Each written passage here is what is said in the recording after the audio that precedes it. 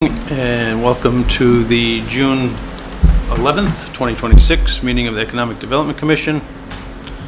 Call the meeting to order at 6:01.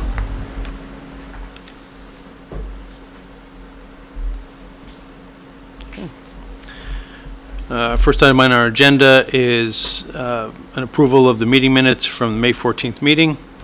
Entertain a motion to accept. Chatty, second. Bob? Any discussion?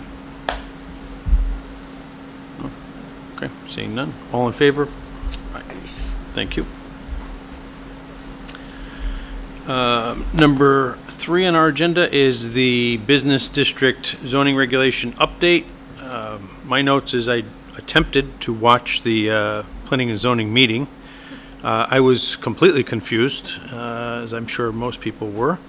Scott was able to get some notes for us, and if he wants to give us a quick overview, as I have not had an opportunity to read through everything that you had provided.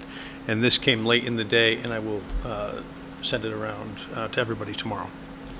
Scott? Yeah, I thought it was a pretty important meeting for a zoning amendment change in EDC, where, you know, one of our areas that we're concentrating on is the Village District. I was surprised of the attendance at the meeting. There's, I think, 3 people that attended. It was confusing, even when I was there, and there was a document handed out to the commissioners by the town planner and the town attorney. They were both sitting there, and then they mentioned they may be voting on that document. And so I asked when they went into recess to get a copy, and that's what I was able to provide to Tony. So you have it, and that appears to be what they voted on. It hasn't appeared on the website of the town. I was away from the desk. Yeah, that's fine. I wasn't doing it for that. I just wanted to make sure our EDC had what was handed out at there, and then what they voted on, and then notice the decision came out and was filed on June 4th. So that will become unappealable 15 days, I believe, from publication. So you're looking at a week from tomorrow. And the changes that were made, you know, take a look at it and you know, see what you think.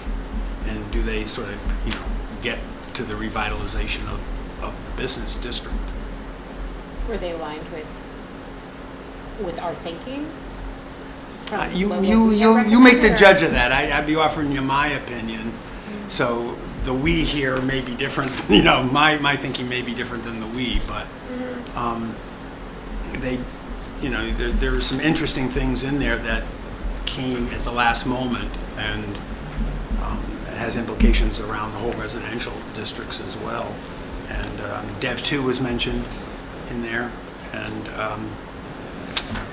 They combine different zones out there as well? no, they just, no, they didn't sort of break down any zones and think about it that way. They kept the zoning areas the same and just decided the process. I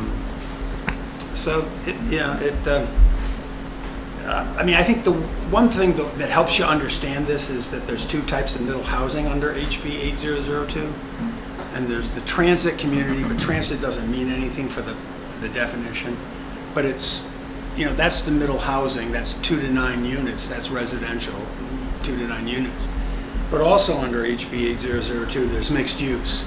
So the way I think, the better way to think about this, when you think of transit community middle housing and you think about the or the and of mixed use housing, which is residential and commercial together, I think of the mixed use as vertical. Okay, so I think of that as something retail, business-like on the down floor and on the top floors. Okay. So that's vertical mixed use. But I think of transit community middle housing, I think an easier way for me to think of it from a planning perspective is to think about it as horizontal mixed use. So for instance, you could have a 2 to 9 building on the left, and then on the right you could have the insurance agency, or you could have the retail operation. So pros and cons, people can debate what it is, but the way I sort of think about those 2 types of middle housing, 2 to 9 summary review, transit middle, or mixed use, they both get summary review, and they broke that out here, and you can look at what they did when they broke it out, and you can make comments about what you think it's going to accomplish for the business district. But that was something new at the 12th hour, and then got voted on, and then it'll be effective in a week without appeal. So that, I made a public comment personally. Yeah. But that was pretty much unrelated to a lot of those changes that came in. Somebody asked me, how do I turn this on?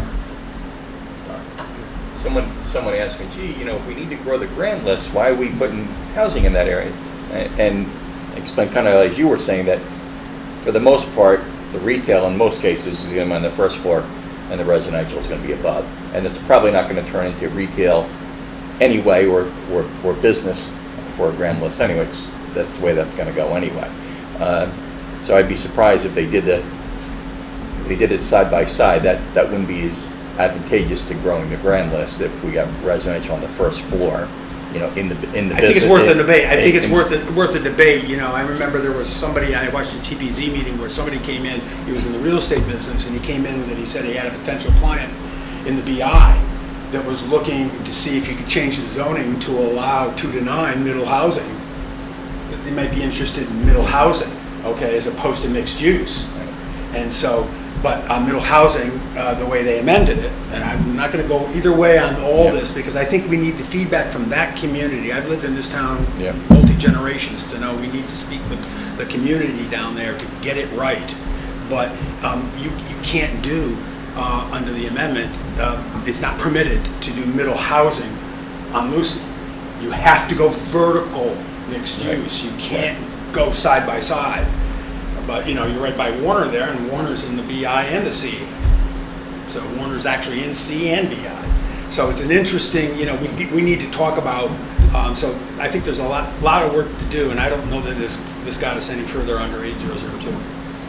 I think that was part of their discussion, is by doing this, you're not necessarily bringing up the number of affordable units. And in fact, you may be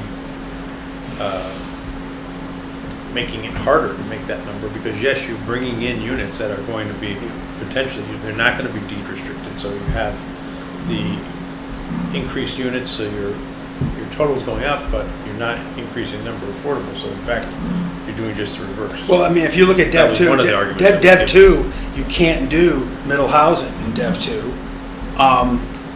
but you can do mixed use.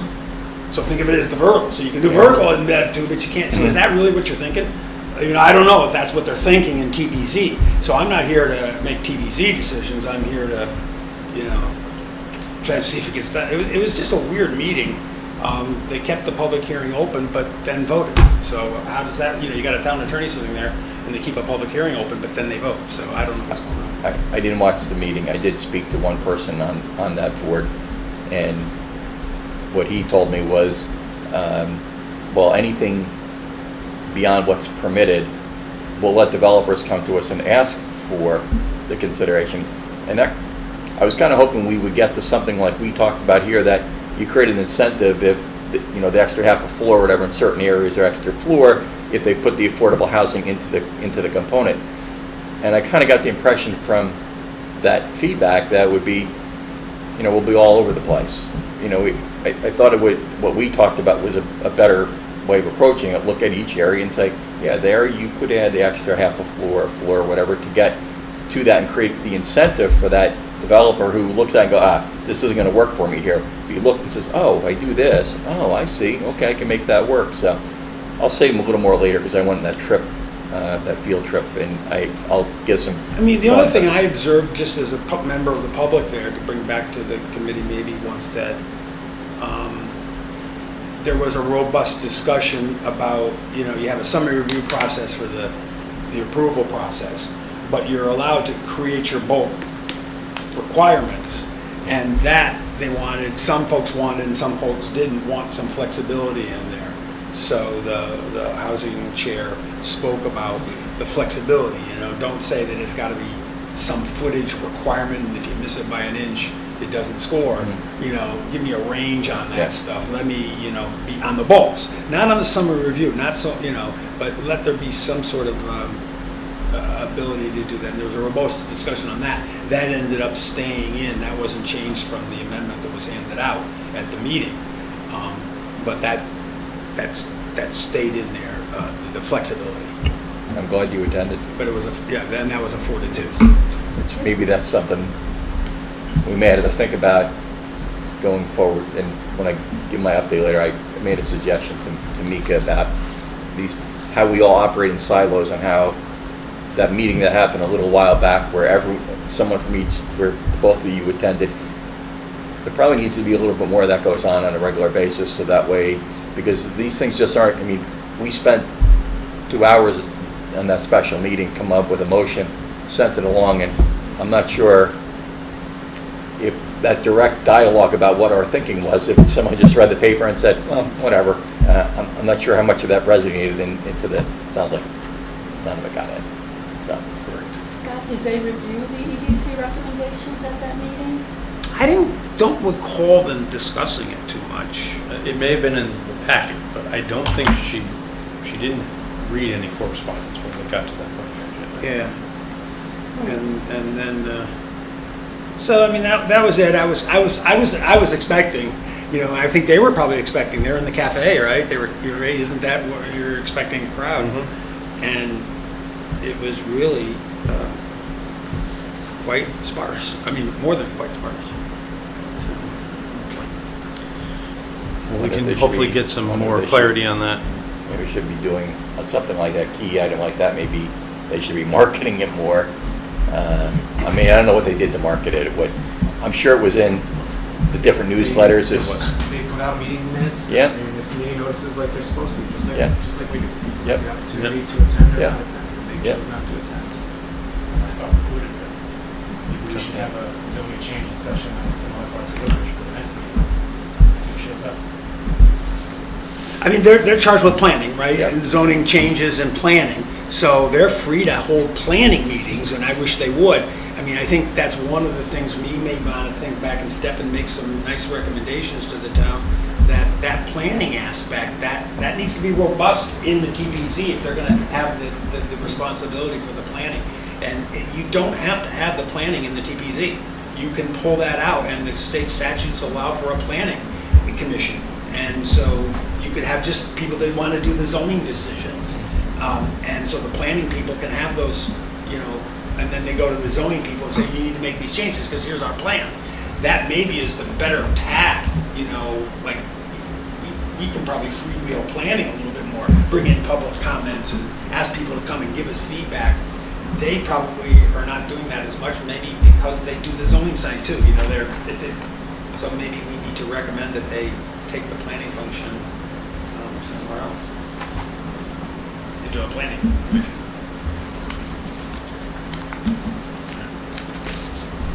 So let's hopefully can get a little bit more clarity on this and circle back on it. So before we go on to the Yeah. next agenda item, I know, I see Jim Urbano's here again. Last meeting, he sat there for 2 hours waiting for Thank you. public comment. Yes, it is. I may make a motion that we actually move public comment and actually maybe go back to it again in case someone shows up later thinking it's going to be later, so that Jim doesn't have to sit here all night, I think that's. unless he wants to sit here all night. Make a motion to move public comment. Okay. Any discussion? But keep it on the 6th. I mean, wherever you have it on the Yeah, agenda. Yeah, just come back to in case someone comes in later. Fair Yeah. enough. You can add something to an Yeah. additional public comment. Yeah. Okay, All in favor? that's fine. Yeah. Tony, you got that? Okay, yeah, all in favor. Jim?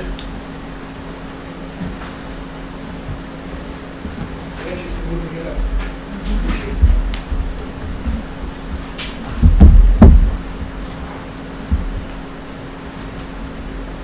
So now we can pass out the links to the zoning regulations. These apply to the village district.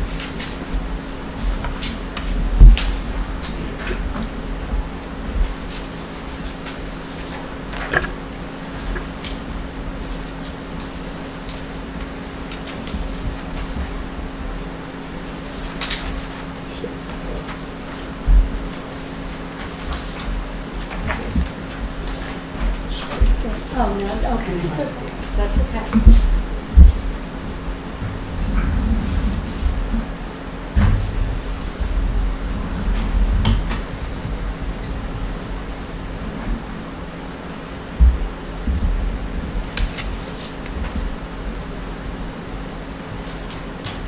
So it's all about the village district. We have a wonderful opportunity, given this huge grant, the $8 million grant, to meaningfully improve the district. The current plan, I think, needs revision. I don't think the money's being spent wisely. The existing roads work well. Amity Road is wide enough. Bradley Road is wide enough. We have a continuous sidewalk on the way around our block, 245 Amity Road, with the Toll Brothers development, down Litchfield Turnpike, up Lucy, and back up Amity. It's already working. We have a lot of walkers. There's a nice dynamic going on right now. The plan calls for the removal of the walks on my side up along Amity Road, making the road more narrow, slowing or controlling traffic by adding an island at Amity and Bradley, making Amity more narrow, only one lane into Bradley Road. So the reasons why that plan will harm 245 Amity Road are not why I'm here. Fact is, it will harm our center. I followed these guidelines, which were a proposal when I built the building. I anticipated the regulations, the guidelines, and follow them to the best of my ability. That could have been a much different building, built at a much lower cost if I hadn't followed the guidelines. But I made the investment, it's working well. We have 100% occupancy. We have a good mix of people. People like working there, shopping there. It's working well. I'm asking that we apply the guidelines to the proposed project. Very simple. I'm not inventing new guidelines.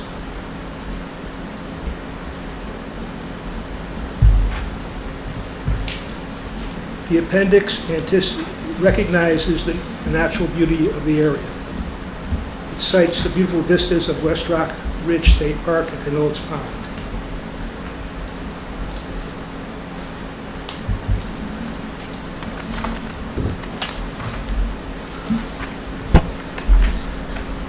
It asks for landscaping and complementary trees in new construction, which we followed. We planted the trees that are part of the list recommended by TP&Z, which is this list. Red maples, they're mature now, they're 17 years old. Guidelines ask that existing trees be preserved and maintained. The current plan calls for cutting down all the trees I have on Amity and Bradley. The guidelines call for providing for snow removal and snow dumping areas, which we have along Bradley. The 10-foot wide bike trail would eliminate my dumping ground for snow. That would economically hurt our building. We need to provide a clean parking lot for shoppers and office workers and tenants.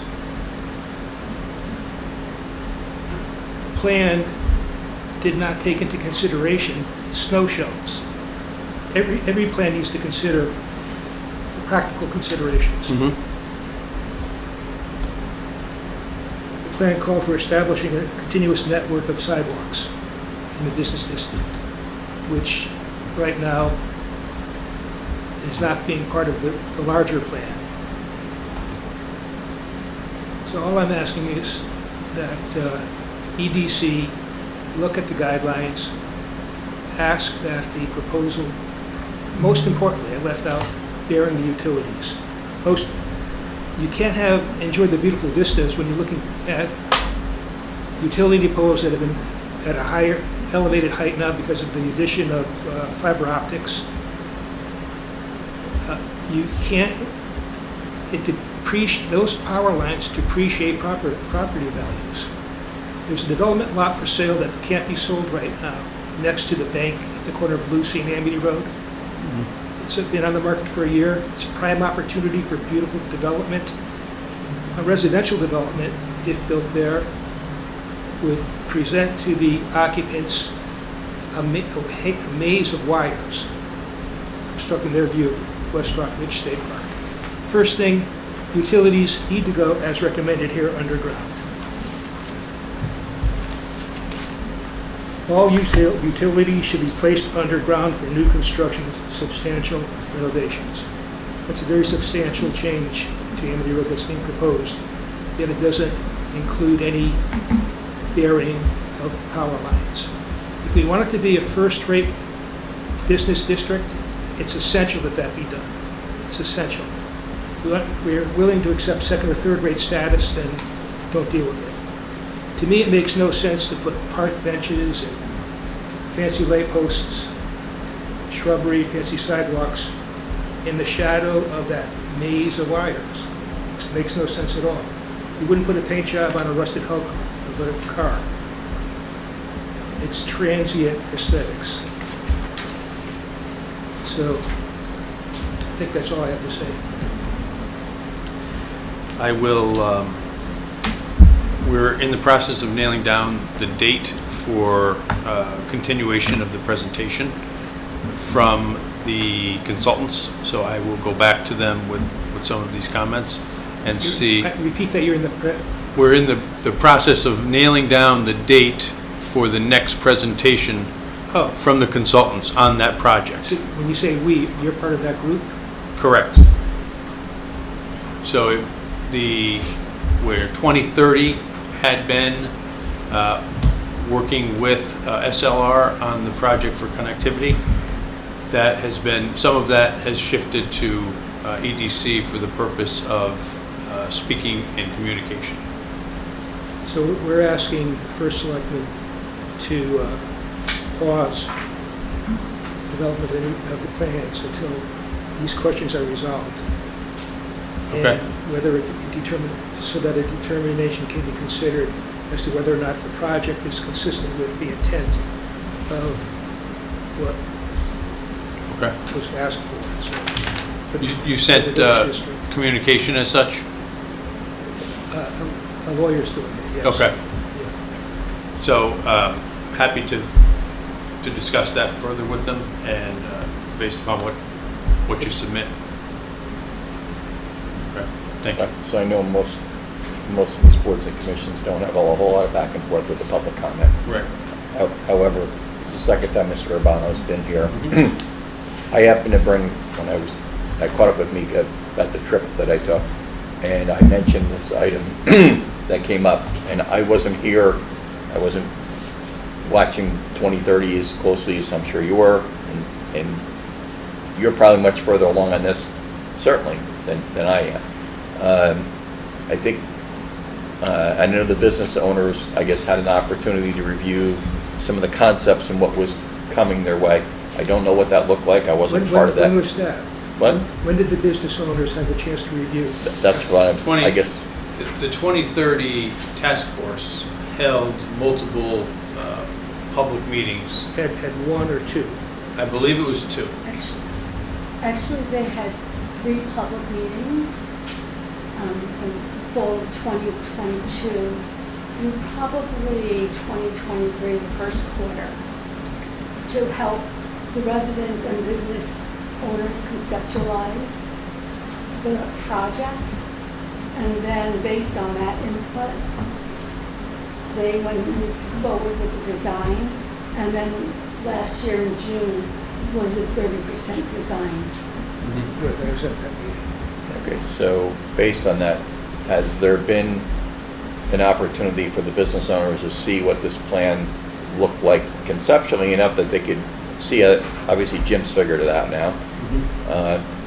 And the reason I mention is when I said to Mika that this appears to be somewhat of could be a concern, I said, and we've only had one business owner come in now, one landlord come in. I said, I'd hate to see this thing get rolled out, and all of a sudden, every month, we have 3 or 4 business owners like, what were you guys thinking, kind of thing. And Mika immediately turned and said, I fully expect that EDC is going to get their hands on this and review what it is so that doesn't happen. So very quickly, he said, yep, this is our responsibility to make sure that we review these plans and make sure that it's clear, so that there's no surprises. So we may have to either put this on another meeting or a special meeting to go through, really understand, before this train gets too far out of the station or whatever, and we create more problems, and then, you know, it's maybe well thought out, maybe completely all considered, but, you know, we're already hearing some Well- pushback. I asked for plans, to look at plans, and finally, in March, was able to get what the engineer called snippets. He gave me a snippet at the corner of Amity Road and a snippet along Bradley, which really didn't say much to me. So I asked for more information. It took time to get the information, process it, and understand what conceptually was discussed initially, but in reality, to me, is something completely different.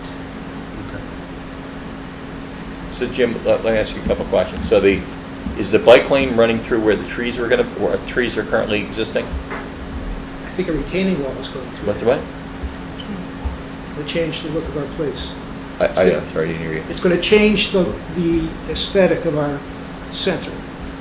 What's going where the trees were? I believe a retaining wall. A retaining Because wall. there's a change in grade from Okay. where the trees are to where the road is. Okay. They want to remove the trees. I looked at the trees when I was down that way, and they're very nice. Let me get clarification on that, because I don't think, from my looking at this, that there's any retaining wall, but I'm not saying you're wrong. Yeah. But I didn't see it. So There's I'd a like diff- to send a note to them and get some clarification on that. So are they going to raise the grade of the bike trail? I Is that really the don't know. intention? I don't know. But I will get these answers, and I will be in touch with you directly, and I'll speak with Mika about this. And we the island, the configuration of Amity and Bradley, the reconfiguration of Amity and Bradley was never presented at any conceptual meeting. So the reality of the result of the plan is something different than the rosy picture painted in the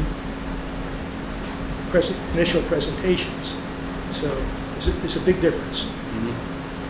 And I am going to work on getting a sense of, I have the sense of the people who work at 245 Amity. I'm getting the opinion of other businesses in the district, in the area.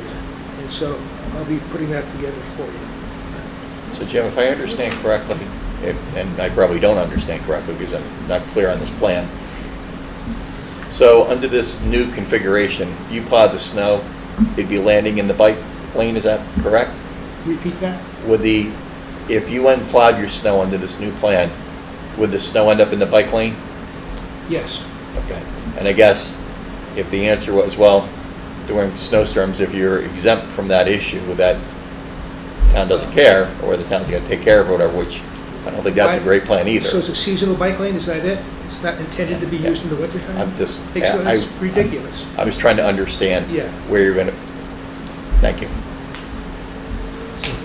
So is the town taking your property? I'm sorry? Is the town taking your property to No, put in a bike no, lane? they're talking about taking property for the bus shelter. For the what? For the bus shelter Bus shelter, okay. So, at the bus stop? so how does the snow, where you put the snow now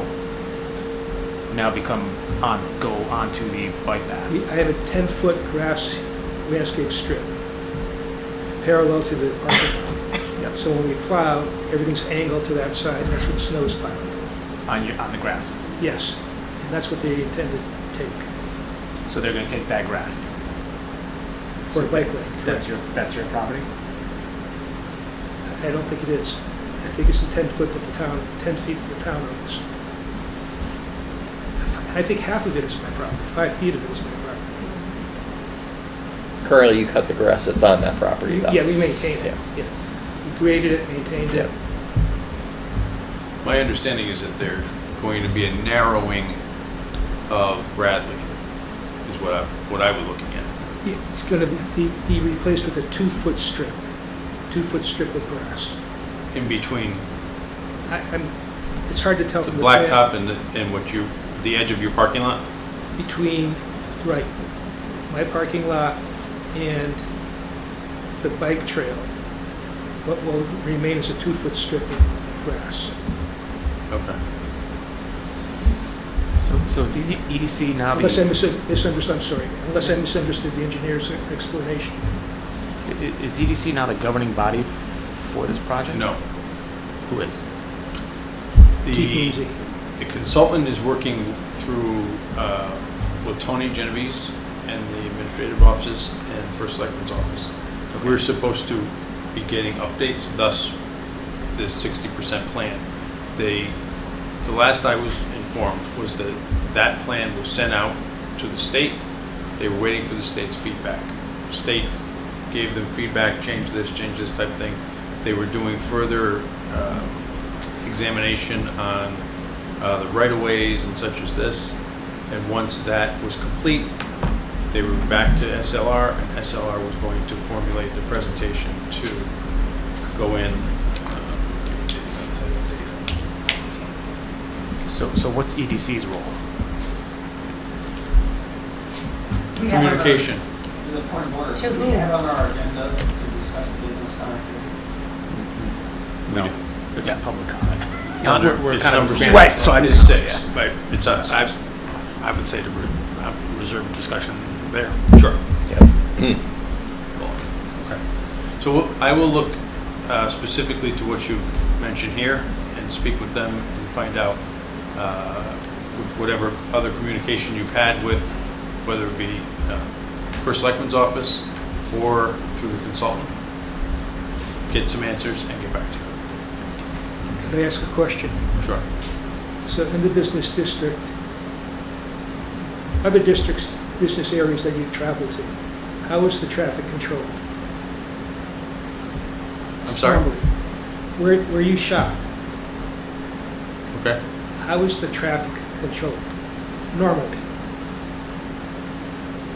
I know where you're going with this, with the traffic signal. I agree with you that Bradley and Amity should have a traffic signal. Unfortunately, the state has denied the application for it on That's 3 not different so- occasions. It is. Well, something's not making sense here, because in the beginning, when this was a concept, during those early meetings, when it became real, the grant became real, I got the message from Mika and from Chris Dickerson that the state okayed the traffic light. So there was a period of time where the state approved the traffic light. Okay. So we're trying to get in the process of trying to get all that information, the back and forth. Okay. I suspect when the bike trail and the idea of calming traffic with an island and narrowing the roads was presented and accepted, the state then conveniently withdrew its approval. Okay. So there's some funny business in there that needs to be looked at. Okay. I don't know the specifics. That's just what I've been told, is that the application for that was denied. But we can certainly try and get the details on it, going back to those early meetings, to your point, or if you're working on that, if you get that information somehow, wherever it comes from, if you'd like to supply it to us, we're happy to look at it. Thank you, Jim. Thank you all. Thank you.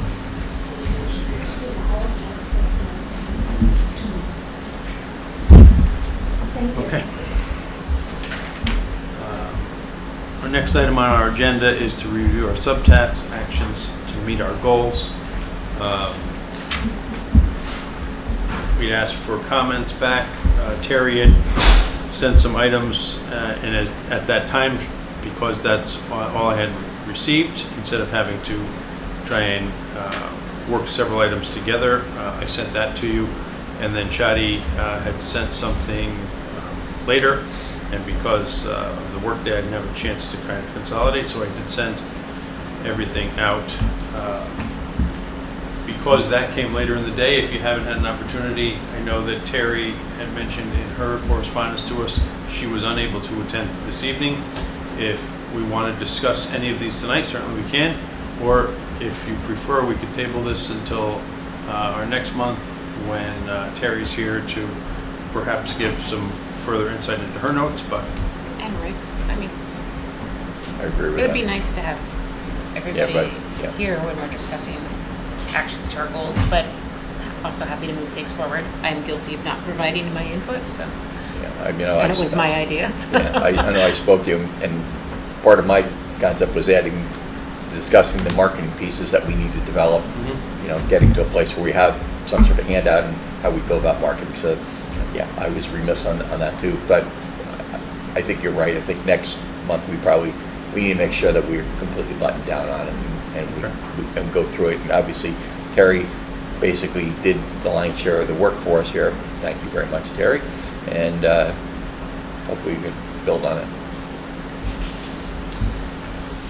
I will just say this, that some of the notes in yours list, Chatty, with regards to tax contributors working on this list, which is I have it a little bit further down with under promotion for the connectivity project, but Tony, in conjunction with Nate Luciano, is that his last name? Who's an intern from Amity, who's assigned to the assessor's office, have compiled a list for our promotion or providing information out to businesses within the town. So between that work that's already been done, that list is here, right? We have it. So it's just a matter of kind of pulling everything together, and I think it's going to be easy enough. Rick has offered to work on this project because now, of course, he's wrapping up the school year, and this is his kind of forte, working Excel spreadsheets and whatever else. So Sounds good. I think that's a great idea. And we've also had some other folks who have offered assistance in that. So Can I get a copy of Jaddy's notes? Because for whatever reason, I wasn't able to open up whatever it was there. that's the line.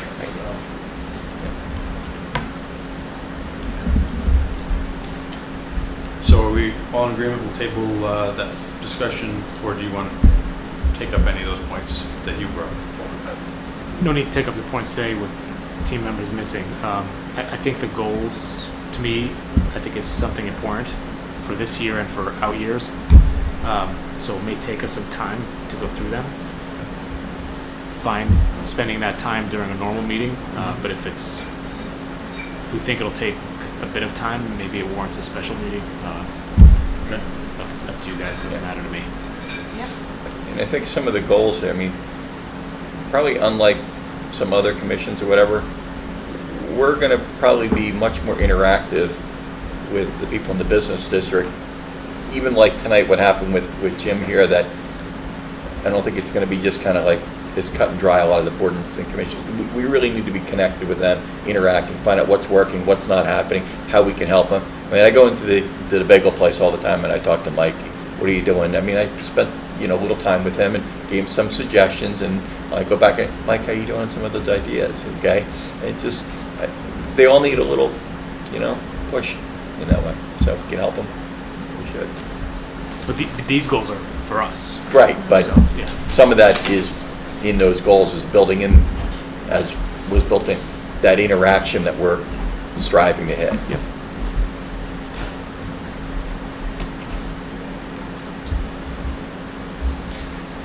I think we'll have the opportunity to review these documents that I forwarded to you, as well as what was already submitted with our budget and some information there. And we can figure out a special meeting just to nail this down. I think that's the best way to do it. I'm fine either way. Okay. Sean, you agree with that? Okay. Woodbridge marketing, branding, and messaging. So, take it away. I have nothing to share, you guys. Okay. I've done nothing for yeah. So, we know when you look up Woodbridge, Connecticut, we see, what do they talk about? They talk about our schools, they talk about how educated folks Yeah. are, things such as this. Yeah. How do you take that? Like, New Haven has the tagline, New Haven, it all happens here. And they worked that through tourism for years and years. Is that what we're trying to find? Trying to find something that's our tagline? Or are we, for the purpose of marketing, when we're looking at where do we want to go in this? I mean, is there two things? One is basics. I would think last time we talked, there's kind of a basic welcome to Woodbridge, or what is Woodbridge, and if someone's looking up Woodbridge, you could find some information about the town, right? So we can look at that and make sure that we feel it's reflective and beneficial to what we want to communicate and what we want to present to others, with an EDC perspective in mind. Okay, so that's wherever you might look. So website, town communication pieces. I think then there's that is kind of, I don't want to say easier, but that's like on almost a Woodbridge branding thing.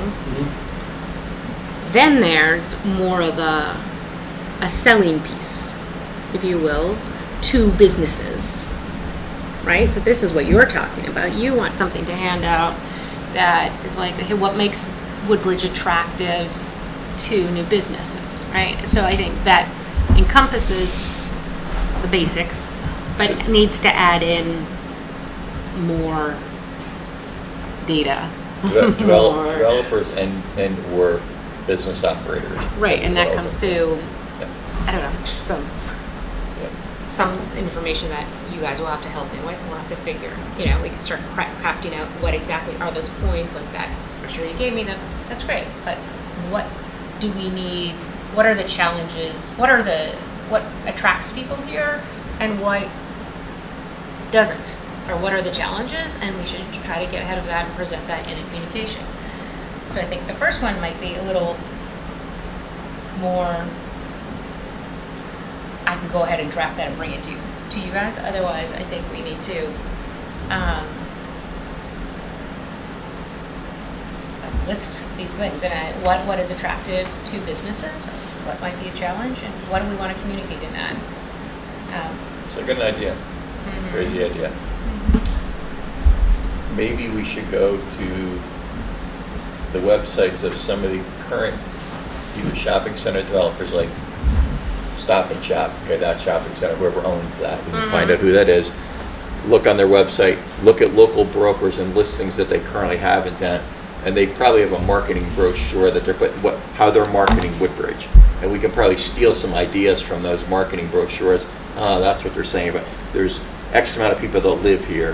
Whatever is it, we may be able to glean a lot of that just from looking at listings that are out there right now. I'm happy to look at that, but what do we think needs to be in that from a messaging standpoint? I mean, part of what you'll get in there is what's the population, what's the average income, what the traffic counts, things like that. You'll get some data. Right, the that's gonna be- demos, right. I can, sure. Yeah, I mean, But in that, terms of what else do we need to know from like, how much information do we put on, like, are there tax incentives? Are there, why Woodbridge versus somebody else? Why would Yeah. they come to us instead of Shelton? right, 100%. exactly. I do want to share with you, this was something in the New York Times article back in 2022, so it's a little outdated. But I love this, and I do give it to realtors when they come in. Is that the bucolic? I'm sorry? Is that the bucolic one? I don't know what. So it is a little outdated, but it talks about The the vibe. vibe, what you Yeah, yeah. find, you know, sort of the history a little bit. I have a few extras if anybody wants these. So, And this is based on like two residents, Two two residents. consumers. So we can take this and then say, like, how do we, what's missing, what else do we need to eat and add from a business development standpoint? so Sharon, I agree with everything you're I'm sorry that I didn't. It's okay. I agree with everything you're driving to. I want to ask one question first. and it's sort of a rhetorical question, but what is the goal? Let's define what the goal is of our marketing objective here. What is our goal? Get developers to come here and want to either build, acquire existing locations and make them bigger, do some of this affordable housing stuff that we're talking about.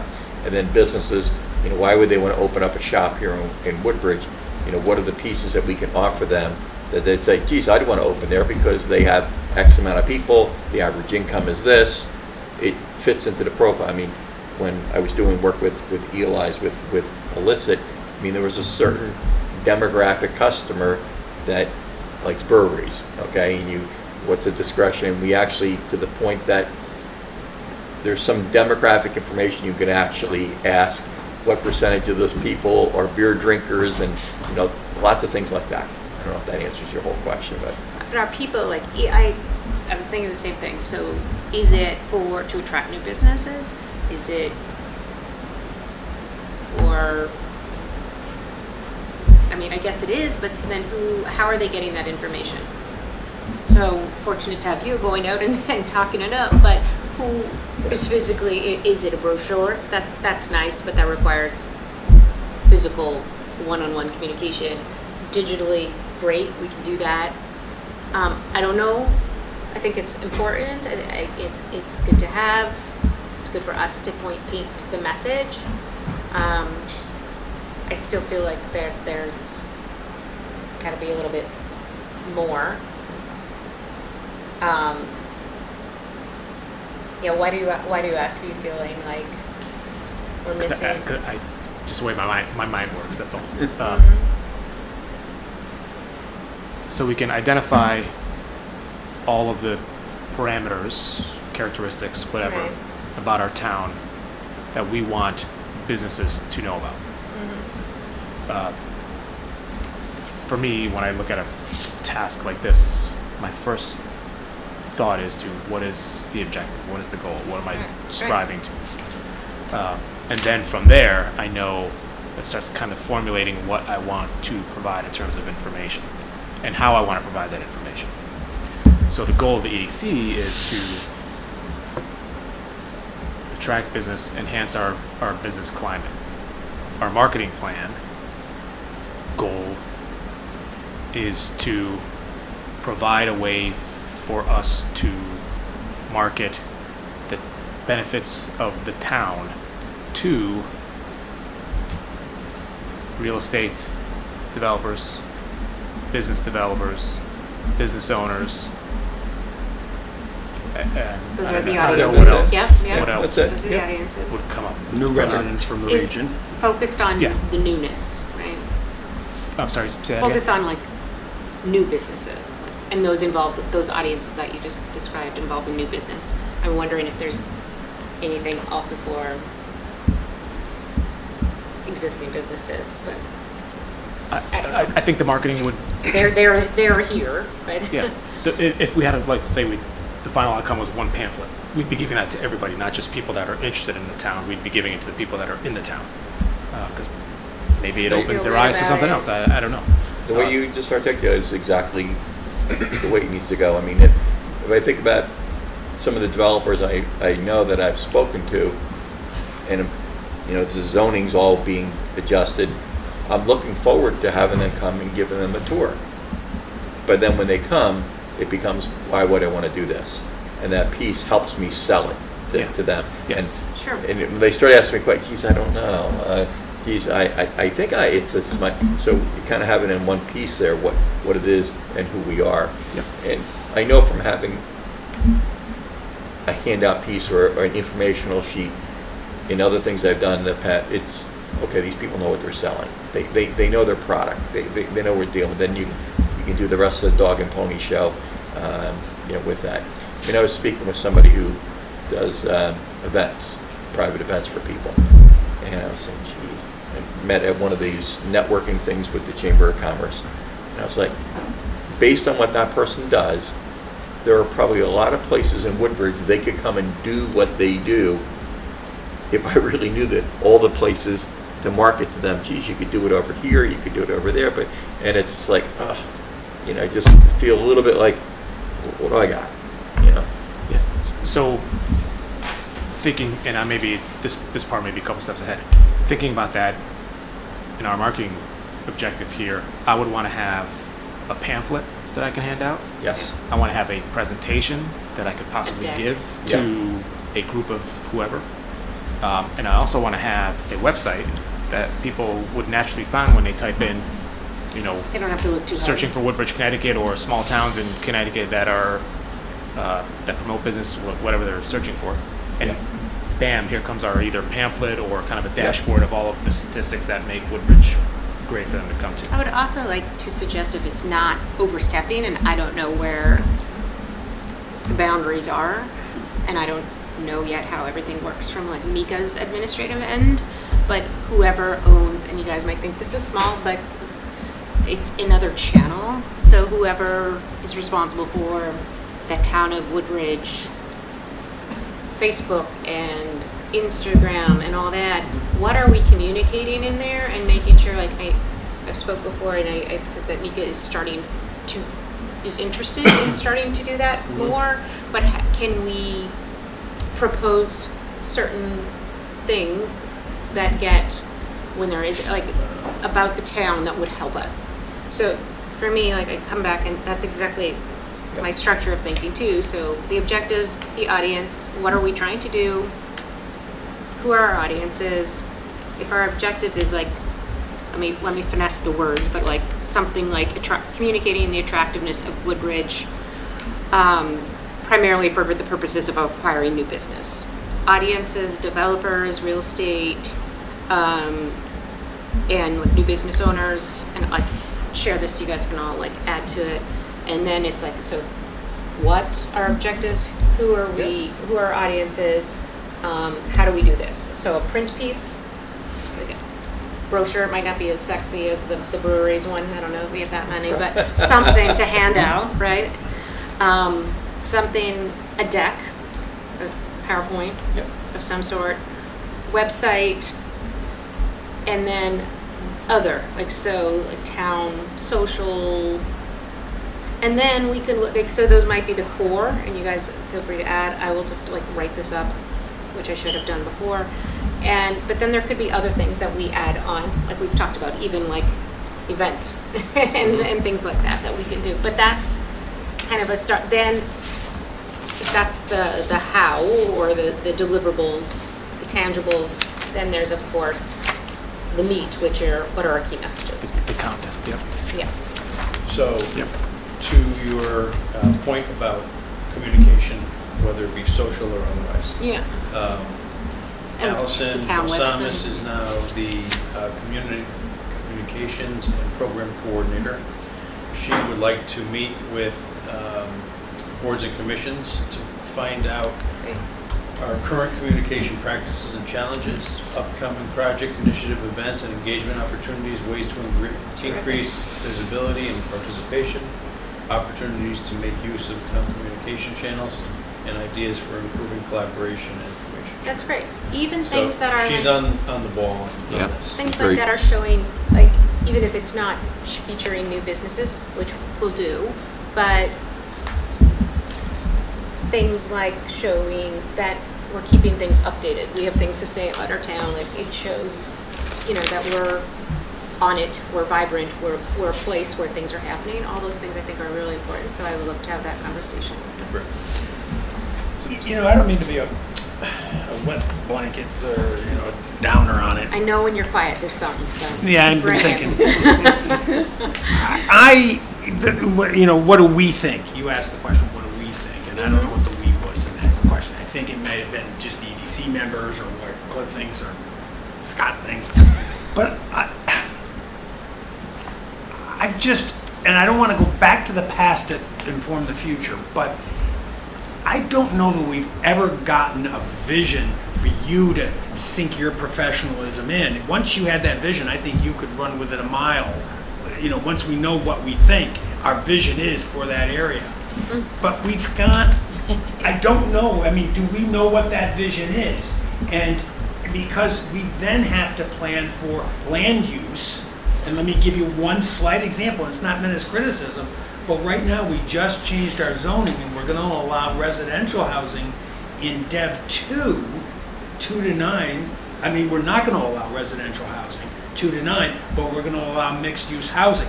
Is that our vision, to build businesses over in Dev 2 with mixed housing and businesses?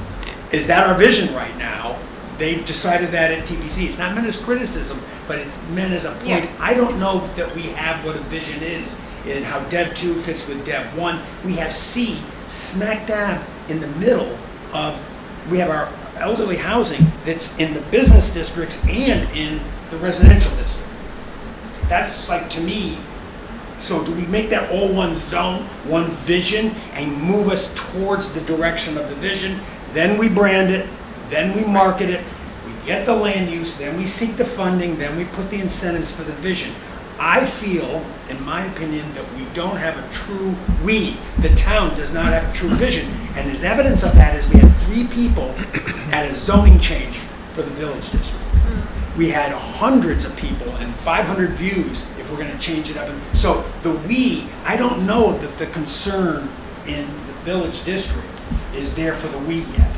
And so I think we need to build that and come up with a vision. Then we can market all day long and change the zoning and get the incentives. I mean, we have great tools to do all this, but I don't think we know the vision. Because what are you gonna do with the C? And maybe you're saying, no, I want it all to be C. You know, I want it all to be residential C. Or you're saying is I don't want it to be any of resident. How do we get to where the vision is? And I think that's always been the stumbling block down there. And then from there, if we can't get to a vision, then we gotta look, we can't be held hostage to growth because we can't get a vision. We've gotta look then other places if we can't get it there. And that would be, we have viable options for that. So, completely agree with you on the vision of the town. We actually brought it up at the TPZ meeting that where all the commissions were there. You know, we need to know what the town wants to look like. And I'd love to see that. I think we can separate that from this marketing thing. We have a Woodbridge today Yeah. that has specific characteristics that could be favorable for somebody. We can still document that and promote that, and that somebody, I'll pick something, a biotech firm, comes in and says, hey, there's a lot of smart people in Woodbridge, let me go check them out. Then they start talking to us and they say, my goal is to build a building that's X by X, and tell me what you got in Woodbridge. Yeah. And then we say, oh, there's potential here, here, and here, at the country club, down in the flats, wherever. And that kind of gets the other wheels turning in terms of zoning changes, what potentially things could look like. If we wait for the vision of the town, we're not gonna get shit done. We're not gonna I, Not gonna get shit done. I think there's like I'd like, what are you gonna say? I want to think about that one a little bit more about, I mean, I don't know that I disagree, but I don't know that I agree. I want to think about if we wait for the town, that we're not going to get anything done. I wonder that if we don't involve that area a little bit more, we're seeing that, and we're going to skip around a little bit, but we're seeing that with some of the LoCIP and saying, let's pump the brakes a little bit right now on the vision of the LoCIP grant, right? And we're saying, you know, are we pumping the brakes just a little bit to get it tweaked right? So I don't know, you know, that you could be running just in a direction that's never going to get us there. And so We're not I don't know running. that I know. I Yeah, don't know. we're not running in any direction. We're just telling people, hey, this is what Woodbridge has to offer. Yeah, I think it's both things. But there's the village district and there's the heights, right? They're very different areas, you know, with the zoning, right? The residential zoning. I don't see any risk with us going forward with the marketing. And look, maybe in time, the vision thing catches up more and gets refined more. But I don't think we can wait, and we've got to figure out what we have and at least run with what we have right now to try to build and start trying to build what we believe we It would have be based very- on the very- requirements that are there. Very easy. If there is a beautiful plan and you said to me, Sean, go market this plan, easy peasy. Can't wait for that. In the meantime, if we work with what we got, we don't have anything. developed, right? So we gotta put something together, and it's basic stuff, right? So I think that basic stuff can easily be replaced and updated when we have a beautiful plan to envision, to go communicate and do so even more broadly. But I think what we're talking about is, let's build the base. Let's just do step one and then walk before we run, right? Work with what we got. And we certainly could go back to the Board of Selectmen or TP&Z and say, hey, this is what we're doing. Any issues with this? Okay, you have any concern with what we're doing? Oh, no, we had a different idea. Oh, what are you doing? Like, okay, well, tell us. Well, if we can say, hey, here's what we're building towards, here's where the town is, what the town is like building towards, and we can help communicate that, great. But right now, we don't have that, so we can talk about what we are. And I think I that heard, I'm sorry. when we get to the point of bringing in a staff economic development Yep. director or administrator, whatever the proper term is going to be, Mm-hmm. this can only help that person, Yeah, great. right? And go back and forth. So we can kind of start, like you say, you have to walk before you can run. So here we are, we've got some very good points, and when this person comes in, whoever he or she may be, we can sit down and say, this is what we're looking at for the town of Woodbridge. This is where we'd like to, focus on as far as driving business or other type of development here. Take it, because, obviously these people are professionals. They're doing this as a profession and their career, so they can come in from a completely different perspective and say, this is great, building blocks, and we can take it to this level by doing X or Y. Something that, maybe we're just missing, because that's not our forte. So what I will do is draft, I said this last time, I will put together what we just said, strong case of a plan and some draft messaging. I may not get all the messaging right, but I will, it's easier to create something on paper than to have critique a white. Sure. Create off a white piece of paper. So I will do that, send to you, Great. and then you can Just send share, and guys go nuts. But I think ideally, when I say go nuts, like the idea is to come up with key messages, Yep. right? And it's not put everything in there, but and then from there, that's just like kind of the straw case, right? The inputs, and then we could go to, okay, well, how does this break down into different formats and elaborate further on the details of X, Y, Z, but I just at least want to get the straw case together for a plan. It's a plan, it's not the materials. Now, will you include in your initial input the characteristics of the town that you think we should That's be? what I was thinking of. Yeah, we talked about that last time, so, yeah. Why Woodbridge? Yeah. Why Woodbridge? Like you said, the talent pool and As a like business all or those as a resident? As a business. business or? As a business developer, Business. operator, whatever. Yeah. Or,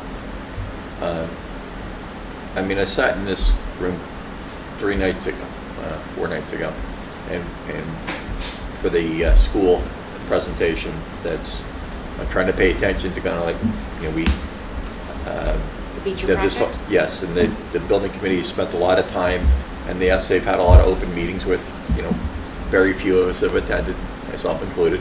It's like, okay, I need to start paying attention to this, because this looks like this is becoming real, and I know when I spoke to Maria, I said, look, you probably, people need to get up to speed. You need to provide them an opportunity to get to speed, even though they didn't pay attention to what you were providing earlier. Well, I sat right in this room, and I was like, ooh, in order just for, if I got it right, for a neutral tax to cover that, we need $150 million in development, okay? Now, that's just, blows me away. We're obviously not gonna be able to get there overnight, and kind of from our special meeting discussion, even though I kind of pushed back a little bit on talking about the other areas of town, who knows, that could become a reality sooner than we think if we, unfortunately, like in Cheshire right now, they're building 2 schools, but they have a huge additional property being put in, just right up the end of Route 10, I think it intersects 84, huge development there. That development is probably gonna pay for those schools, and unfortunately, we don't have that right now. And and that gets to the point of us pushing forward. We gotta Yeah. push forward. We can't sit back. We gotta figure out how to push We don't forward. have the vision for that. We don't have the You vision know, for we don't have that. to second. And I think we gotta go back to, every time we do something, go back to, whether it be PP&Z or the Board of Selectmen, say, this is what we're doing. Do you have any problem with what we're doing here? We're going, no, that's in line with what we're thinking. Okay, great. Okay. Great. We'll circle back on that in the next month. Moving on, next item is the connectivity project. The public meeting date is going to be Wednesday, July 29th, 6 PM. Location is still to be determined.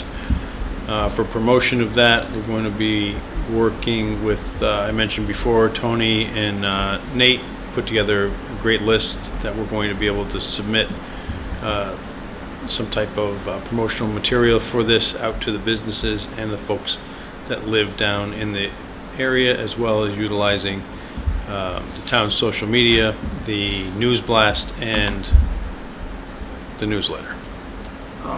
This is a 60% meeting? That's correct. You say the newsletter, the town newsletter? Town newsletter, Yeah. and then the e-news that they send you, to get it by email. So is my understanding that these progress meetings are more about to the businesses, and they're ultimately designed for the calming effect or the disruptive effect of when you start doing this, like in other words, preparing folks, you know, I guess what I'm saying is, and I'm going back to my vision theme, and I'm going back to my community meeting, we say, you know, public meeting, but is it really the kind of thing where, let you know, we're gonna have a lot of signs coming next month, you know, 5 months from now, and it's really that kind of a meeting about, it's 60%, we're at 90% now, you know, here's your contacts when people can't get to your business because the sidewalk's closed, stuff like that? Or is this also to talk about what we're doing down there, and if that vision should be changing a bit right now? We have heard some public comment We have. about that, and I'm glad to The- discuss at this time some of those issues that were raised in public comment. But that meeting, should it be not just the list of businesses, but it should be every single person that's gonna be affected in that community, because we've got residential and commercial people in just a really patchwork of zoning that we haven't sort of really visually addressed yet, in my opinion. Well, that's My what opinion. the initial outreach that 2030 did with this. It was initial, was. but does it need to still And be it, done, and or it is it still, done? and it still was. The 30% was outreach to the businesses down there as well as the residents. It So was we're doing the same thing, we're gonna blast to every single person that lives in that. Correct. In those roads. It's going to be the businesses that are within the district. It's going to also be sent out through all of the town's information highway that they've got, whether that be the e-news, the news blast, the newsletter, Facebook, whatever. What we didn't do last time was we didn't mail to businesses because we didn't have that information. As you know, and everybody was invited, you know, to participate, but I ended up going with an intern and actually knocking on doors, handing out a letter that I drafted up. And, you know, Cliff and the chair of the 2030 at the time, Chris Dickerson, Right. approved it. And we did this little handout. So very basic, gave some background history about it, talked about the inception of the idea back in 2020, how we moved forward, we're at the 30% design, and we invited the businesses to come. As you probably all know, I think you were there, Scott, weren't you at that meeting? The 30% Was that design Crest? meeting? I went to it, and the thing that struck me about it is that 2030 did not see that process of the land use changes that need to occur to make this happen. That was always not done at the same time. So what struck me when I went there was that it was about, here's where it's gonna be, and you know, you're gonna have a sign, you can't get into your building. And it was not this, what are the zone changes that we're gonna need to do this on top of it? That was gonna come later in the visioning process, right? So where are we in that visioning process? Because that was what 2030, when I went to the 2030 meetings, I just sort of went as a public member, even though, because Shadi, you were the co-chair or the liaison for that. And that was always that we were gonna have this visioning meeting on land use at some point. But this was sort of just, the first step was to get these sidewalks put in. And so now, you know, how is that coming together now? We're seeing a little bit of cracks in the thinking about, well, maybe we should bury utilities. And I'd love to discuss that a little bit. Huh? Or get a. But burying Traffic light. utilities is a great idea. It's about a vision for the whole area. But now you're going deep, and now you're going environmental contamination, and now you're going deep, literally deep. And you're DEP. talking about a lot more than $8 million. Well, but you're talking about the vision for the area, right? And you're talking about the vision for the area. Yeah, it's And also so- for a guideline. The What's that? There's also guidelines that, I mean. he made You mean some the good architectural? points. Yeah, utilities, it says right here that utilities should be underground, like there's. So I guess what I'm saying is that was always going to be part of this later process. And I'm thinking that when you said we're setting a meeting for July 29th, I think you got to get the town well aware that they should come out and we should come away from that with, you know, I hate to have everybody come down and put dots because that doesn't always go well, but dots are what you think it should be. But the point is, I think we need to get that visioning statement that we said was always going to happen in 2030. We can't forget that process that hasn't been done yet. At least that was my understanding. Well, what is the objective of that meeting? And then I go back to your question from before, is what is the EDC's role in this project, in this meeting in general? So at this point, the EDC is working with Tony and town hall staff for promotion of this, that the 60% presentation is something that I believe, Tony, you can correct me if I'm wrong, is a requirement for the grant. So, I wasn't really involved at all in the 2030 except supporting their meeting. So, I don't know a lot. Tony Genovese, who was the finance director at the time, was really the person managing that. I think we had some liaisons, Chatty being one Chatty, person, and I think Steve being the other, who were the liaison. So as far as I know, because of the conceptual, there were 3 conceptual meetings, public meetings, that people were invited to attend. From that, there was a contract to move, and then, because we have the grant, I think there's a deadline to complete it by a certain point of time. the planning portion has Yes. to And that's because of the funding portion. Because of the funding, exactly. Funding has to be done because it's under ARPA. Yes.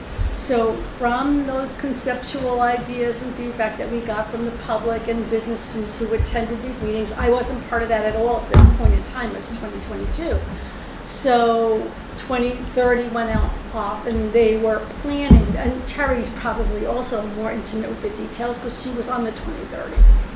But I got involved when they decided that the conceptual ideas were being made. Now they're moving forward with planning. They're at the 30% design phase of that development.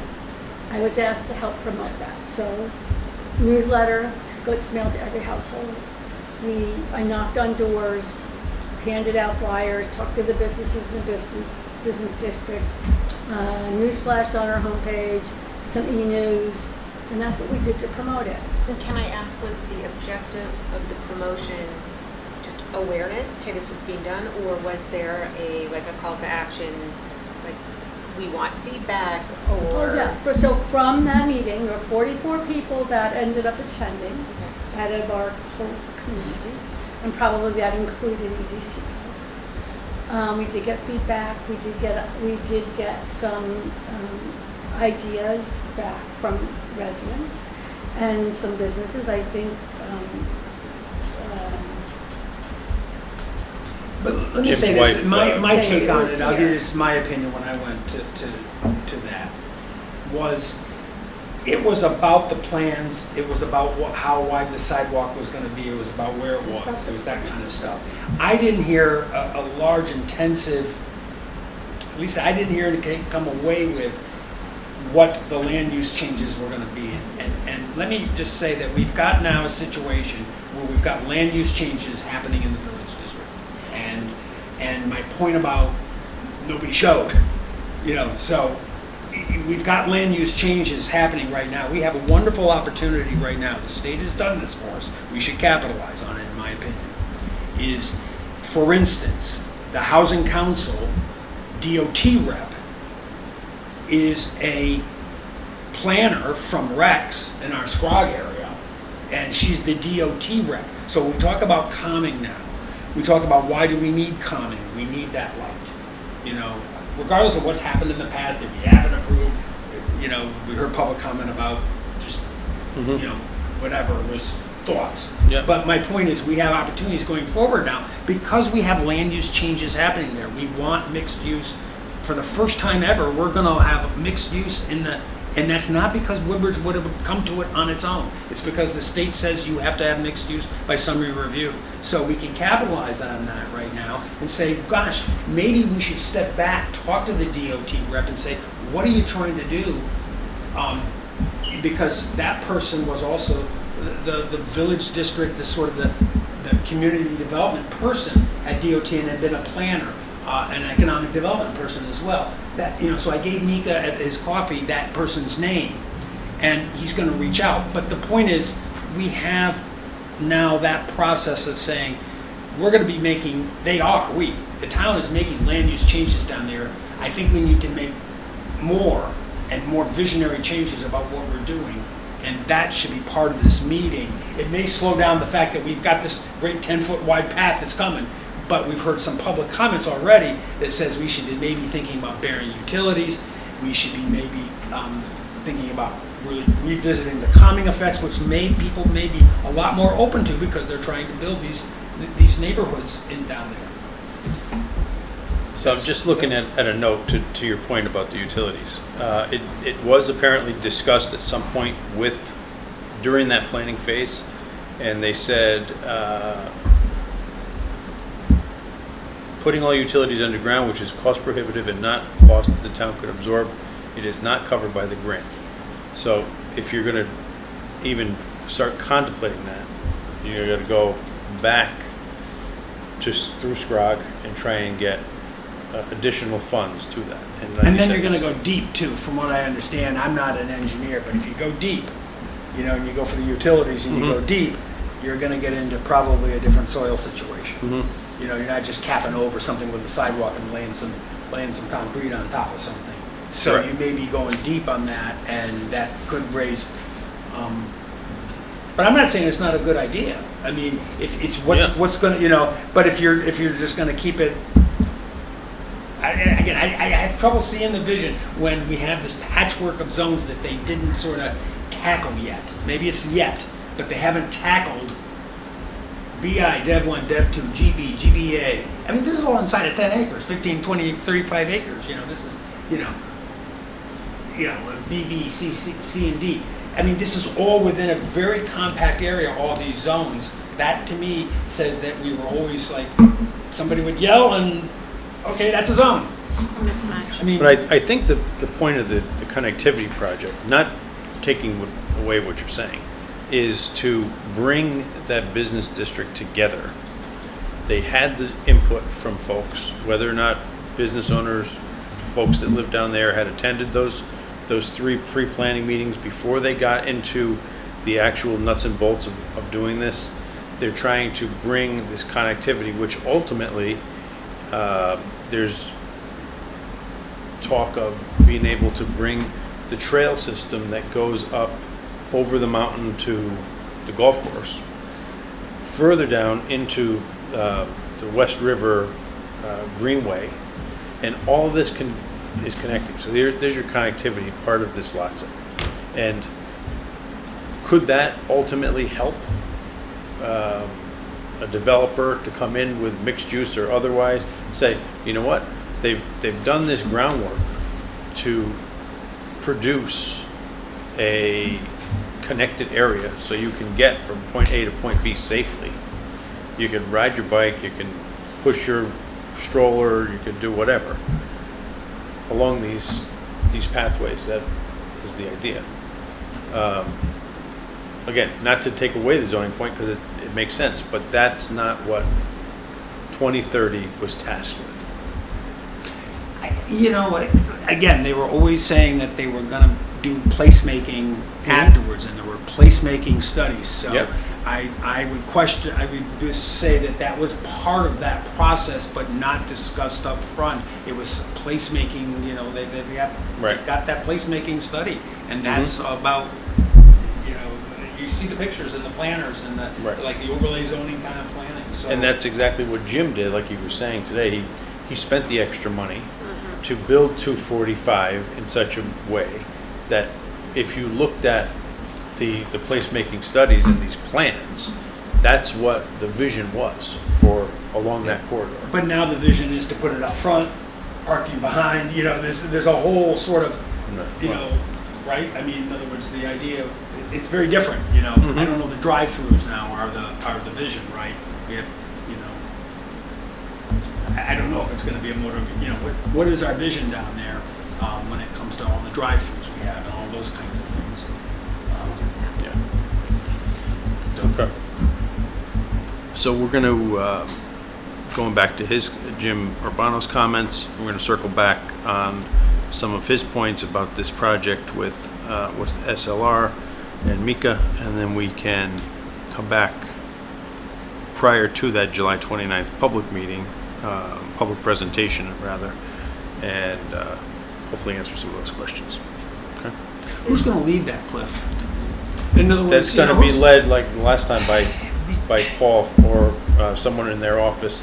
They've got someone who is a traffic engineer. They've got someone who's an engineer talking about, you know, drainage and this and that. And then they've got someone who talks about the. Don't we want our planner there, you know, don't we want our town planner there to?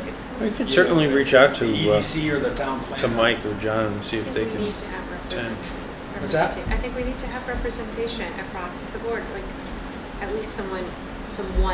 Yeah, if it's a from here, DOT someone kind of there. Like, planner, we I mean, need this to is- connect the dots and everyone hear everything at the same SLR is time. just a DOT, you know, SLR is the DOT planner, right? I mean, it's like, you know, we're doing a pathway, and I'm wondering how that pathway gets us where we want.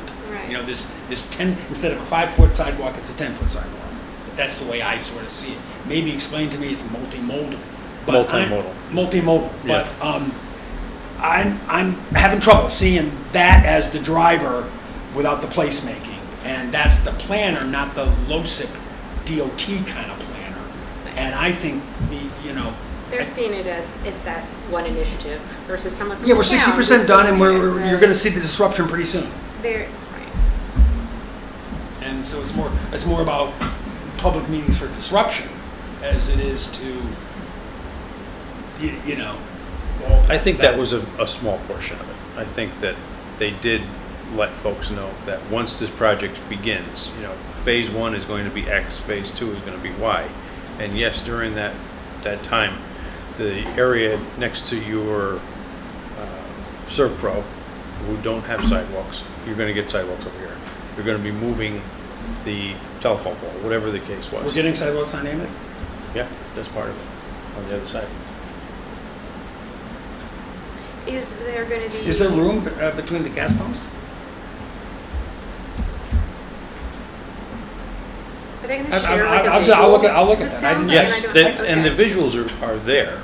Okay. They have It's- it You're on gonna have a the sidewalk web- in the like, gas you station? see it on the web, did you get No, it? I'll- Yeah. It is on the website with what they discussed at that last Yeah. 30% meeting, and there was a presentation that was handed out. I know there's new things that have occurred, but that is at least available on the EDC page. And Yeah. I wanna make sure so a business owner comes in like and says, it's concerning if they said they've seen snippets, but they don't feel like they've seen the whole picture.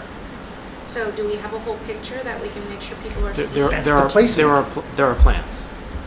I can't remember if we got the plans in EDC or it was when I was in TPZ, but they provided us plans for what everything's going to look like down there. No, but when we did the walk, the only thing I saw was like schematics of like where the manhole covers are and where the path is gonna be, the multimodal path is gonna be.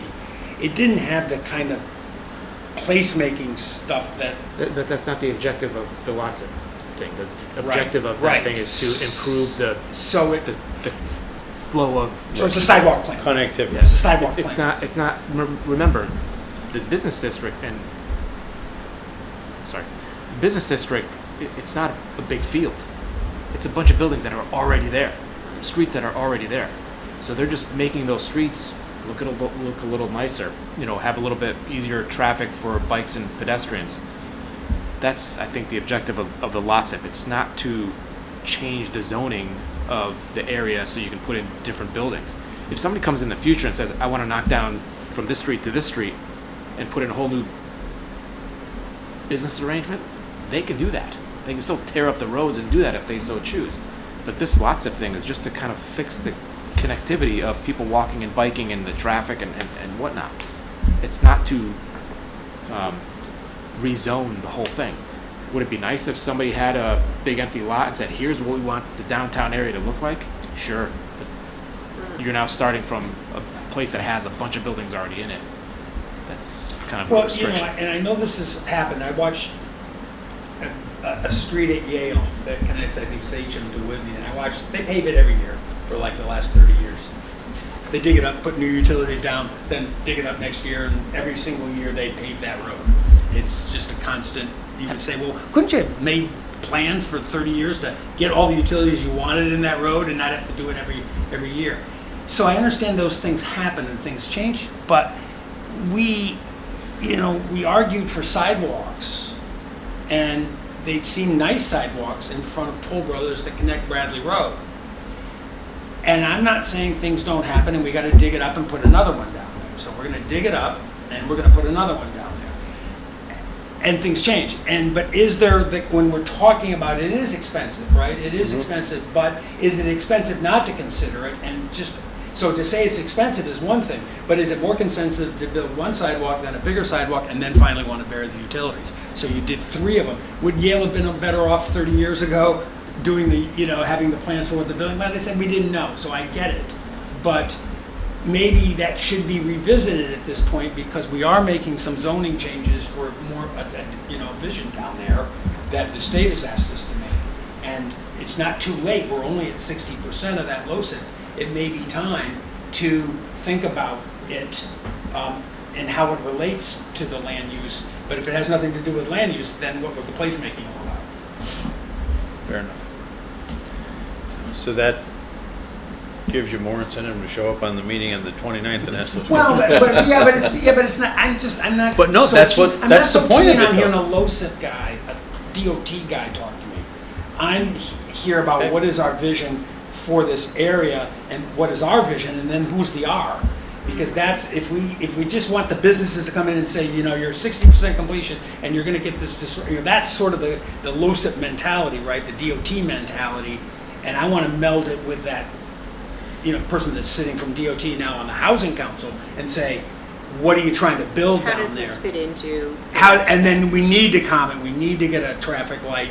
And that's probably, if we walked away with no sidewalks and a traffic light, I bet you a lot of people, we already have sidewalks, right? We could, we'd probably say, boy, if we got a traffic light and like $5 million on new sidewalks, maybe they wouldn't be going for the bikes as much or the multi-modal, you know what I'm saying? It's like, I think it can change maybe. Well, And, I think there's still potential to make adjustments. but if we need to bring the planner into that meeting and I would have him work with SLR so it's not just a blueprint meeting at 60% completion. That's my thought. That's my advice to the EDC.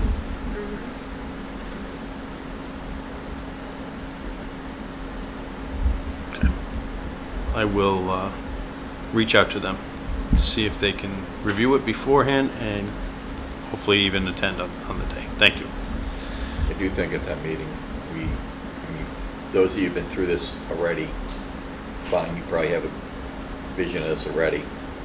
So that are new, like, ooh, we should have a real keen eye of looking at it, thinking about the comments that have been made, and then also thinking about the state changes with the mixed use, how potentially it could impact it, and try to anticipate any faults that there may be and catch them before it's too late. Yeah, because if we're going to mixed use over in Dev too, we should be probably thinking, how do we cross Litchfield Turnpike? Right? Kind of to that point when we were talking, when we were talking about that, when we're putting together all the marketing material, I think that we have certain opinions where we think the push should be. I don't think there's going to be a picture in our brochure of the other side of Bradley Road for things that we are not pushing at this point. And if it happens just because it's allowed.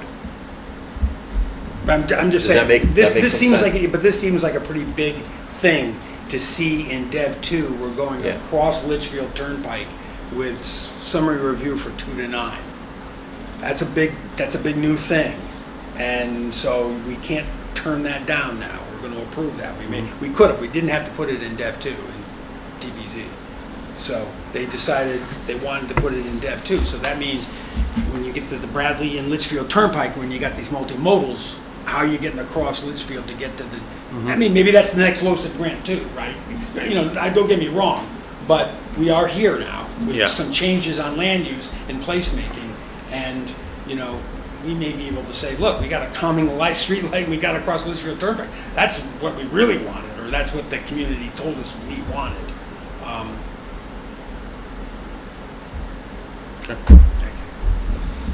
It's not an easy task.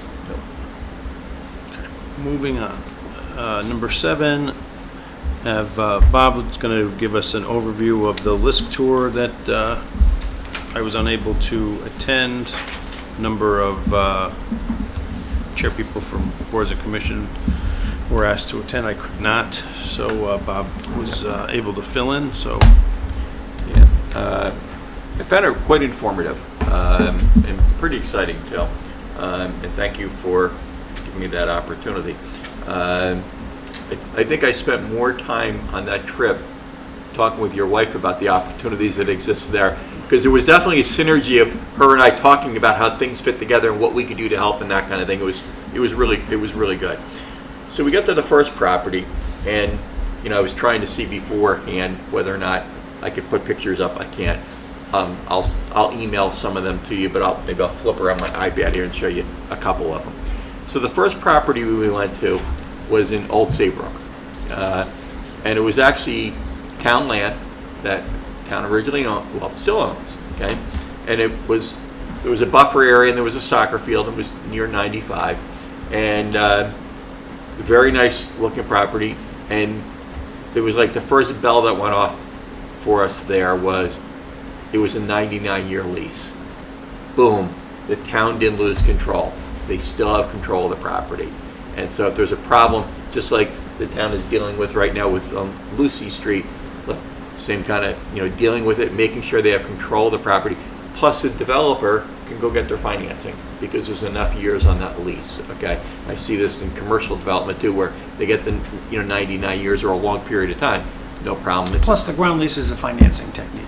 Right. So in other words, the developer that comes in, they don't have to buy the land, they can get the financing. So the property looked, there were 5 buildings. I don't know if any of you can kind of see, there's one of them there.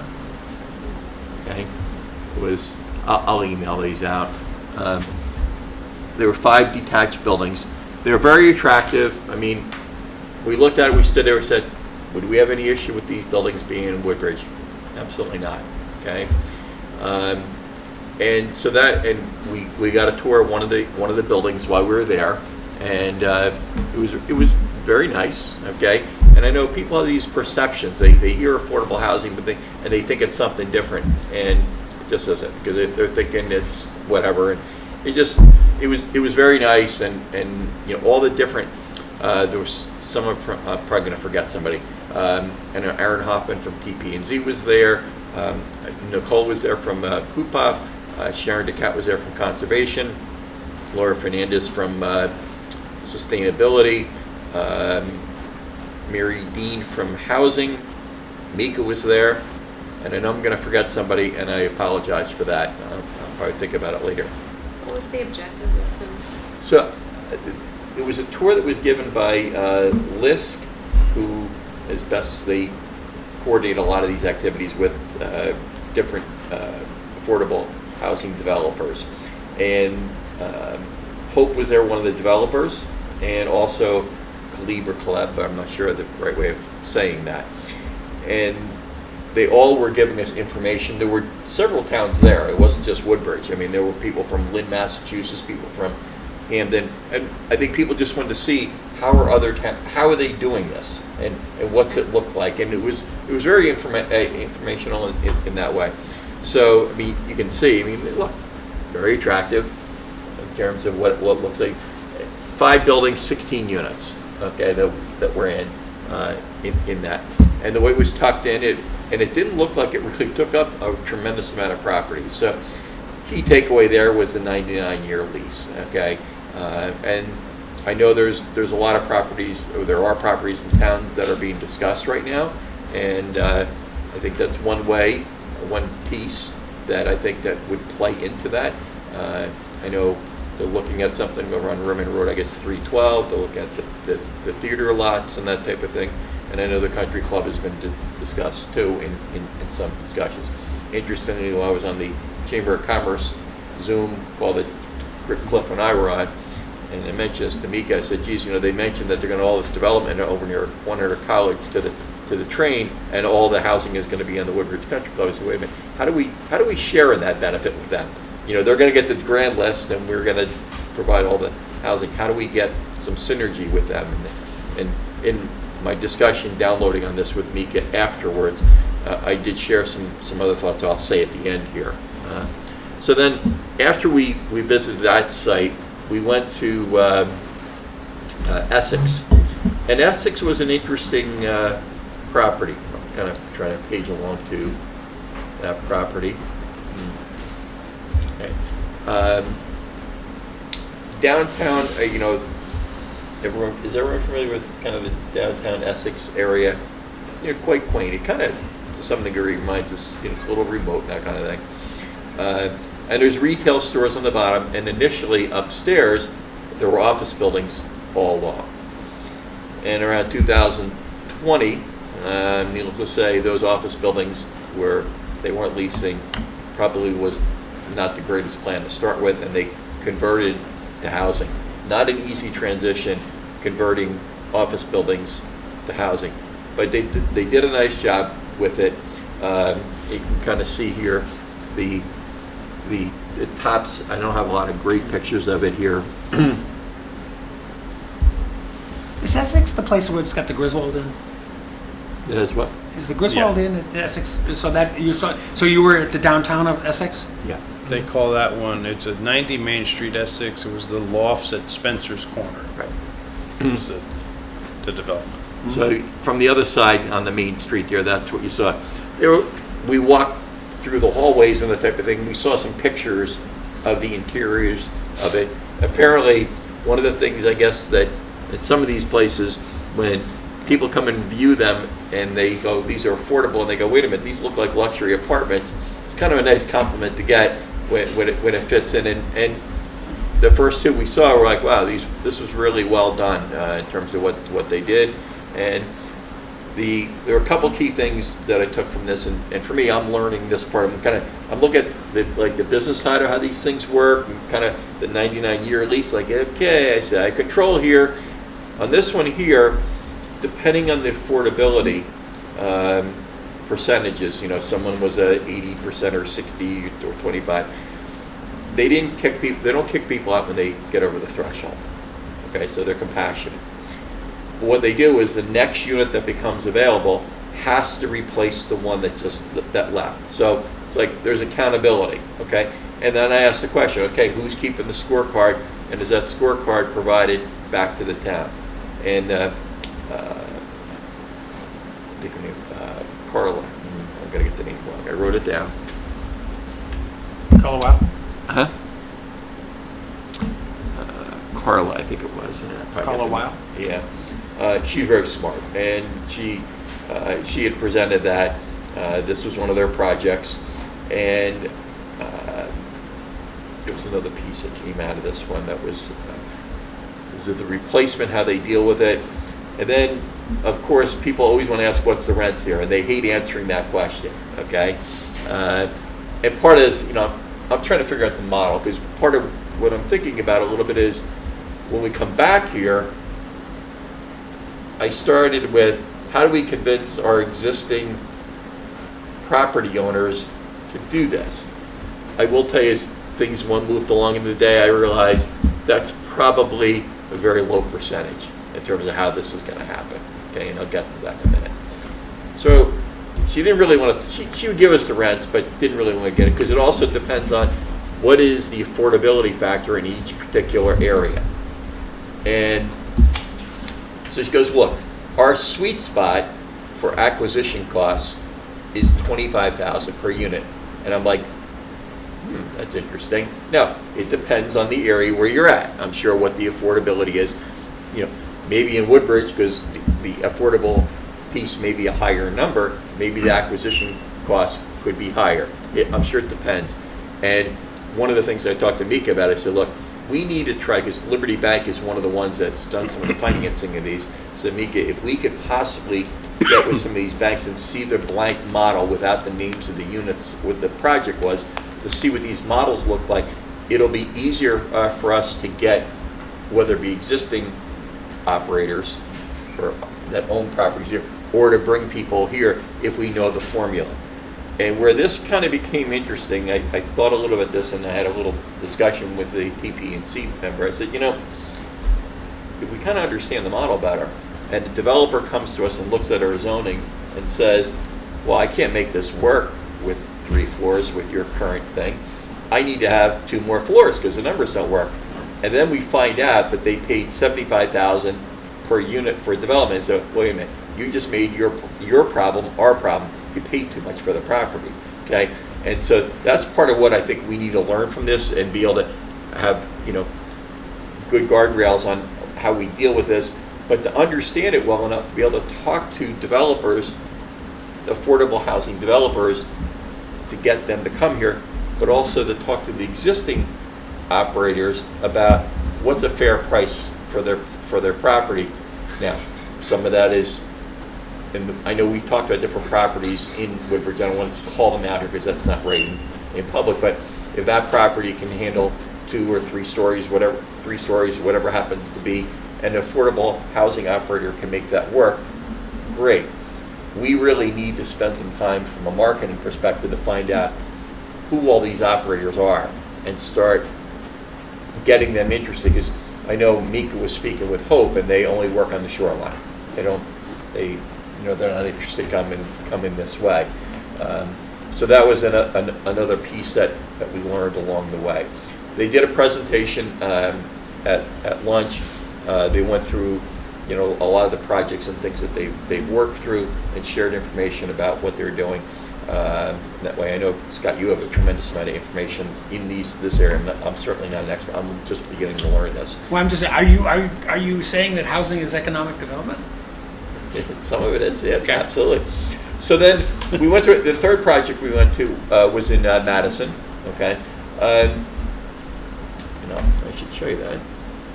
I'm gonna go move along a little bit. I'll send some of these pictures off to you.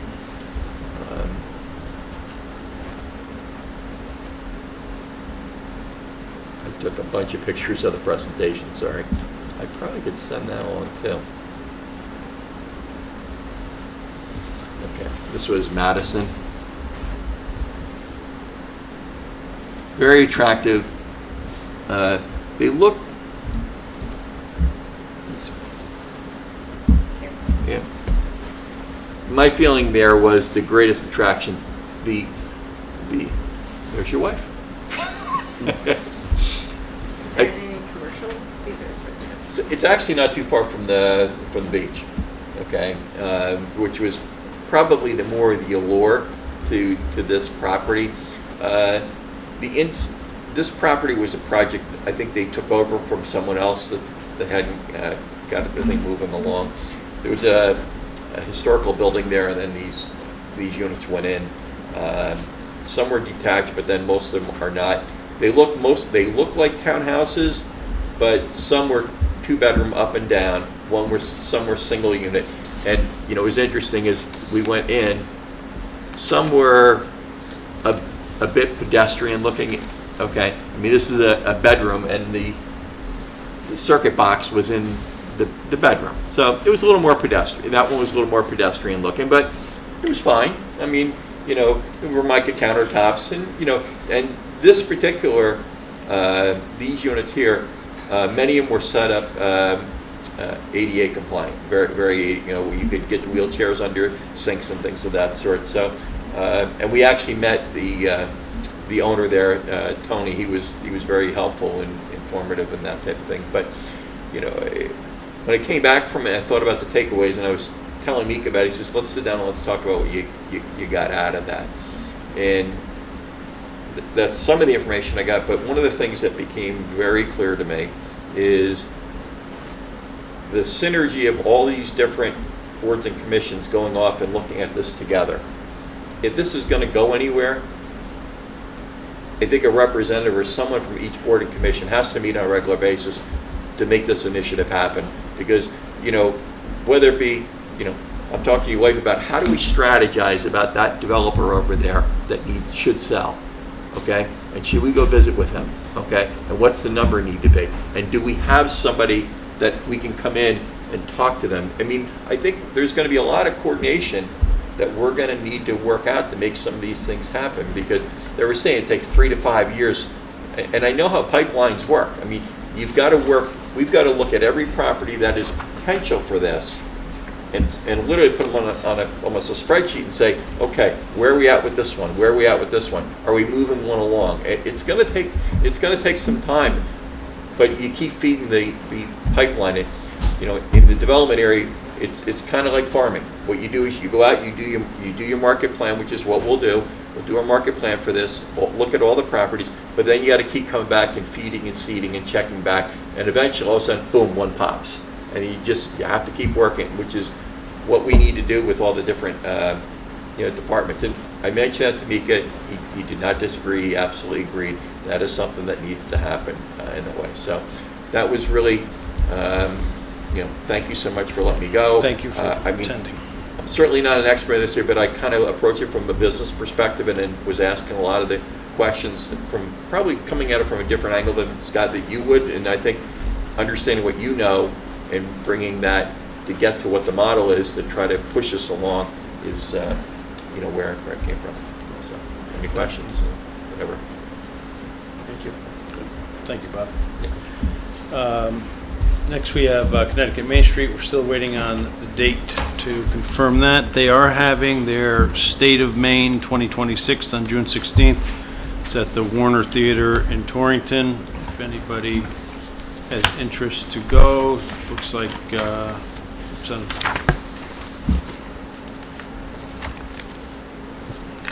8 o'clock in the morning till 2 o'clock in the afternoon.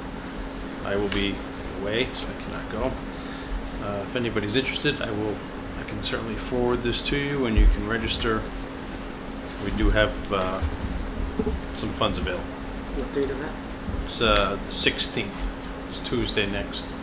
I'll be there. Forward, but I'm not sure if that's. You can forward. I'm not sure if that's going to be on my radar. Okay. Do you have any interest in that? Here's this. If you're interested, you let me know. I'll forward it to you, and you can sign it. Okay. Otherwise, going to your point about the different boards and commissions meeting together, I was invited to attend the Conservation Commission meeting on the 4th of June. They had a presentation by the staff planner from the Stratford Planning Commission. She was explaining new TPZ zoning regulations to them, and they were focusing predominantly in Stratford on what they call a qualifying transit-oriented community. Of course, it really doesn't have anything to do with us, because they've got, of course, the trains, they've got the highway, they've got much more of a bus system and so forth. But she did have some interesting comments. You can follow up with that if you have any interest by listening to their meeting, which is on GATV. And then I had a brief meeting with regards to the Economic Development Director, part-time job. They are in the infancy, if you will, of developing the role and description of that position. while it's moving along, we will have some opportunity to see this information as soon as it's finalized, and then we'll hopefully have a chance to have some input in there. But Is this a personnel committee, or is this? this was not, this was, the town is working with Rex to develop the Job description. description. And then, however, the role ends up coming into town is going to be something determined by town hall. We have our other public comment. I heard we're getting a cafe in somewhere in town center. In the Like- community center. In the community center. I use the term loosely. Yeah, maybe. No, it was voted, I heard it was like a thing, like, There was a proposal put out. I and it was didn't see- accepted, I believe, right? I have- So, I have- You talking about the TBZ meeting? yeah, As far as I know, Allowing they for felt it. that it was a lesser included use and it didn't require a permit.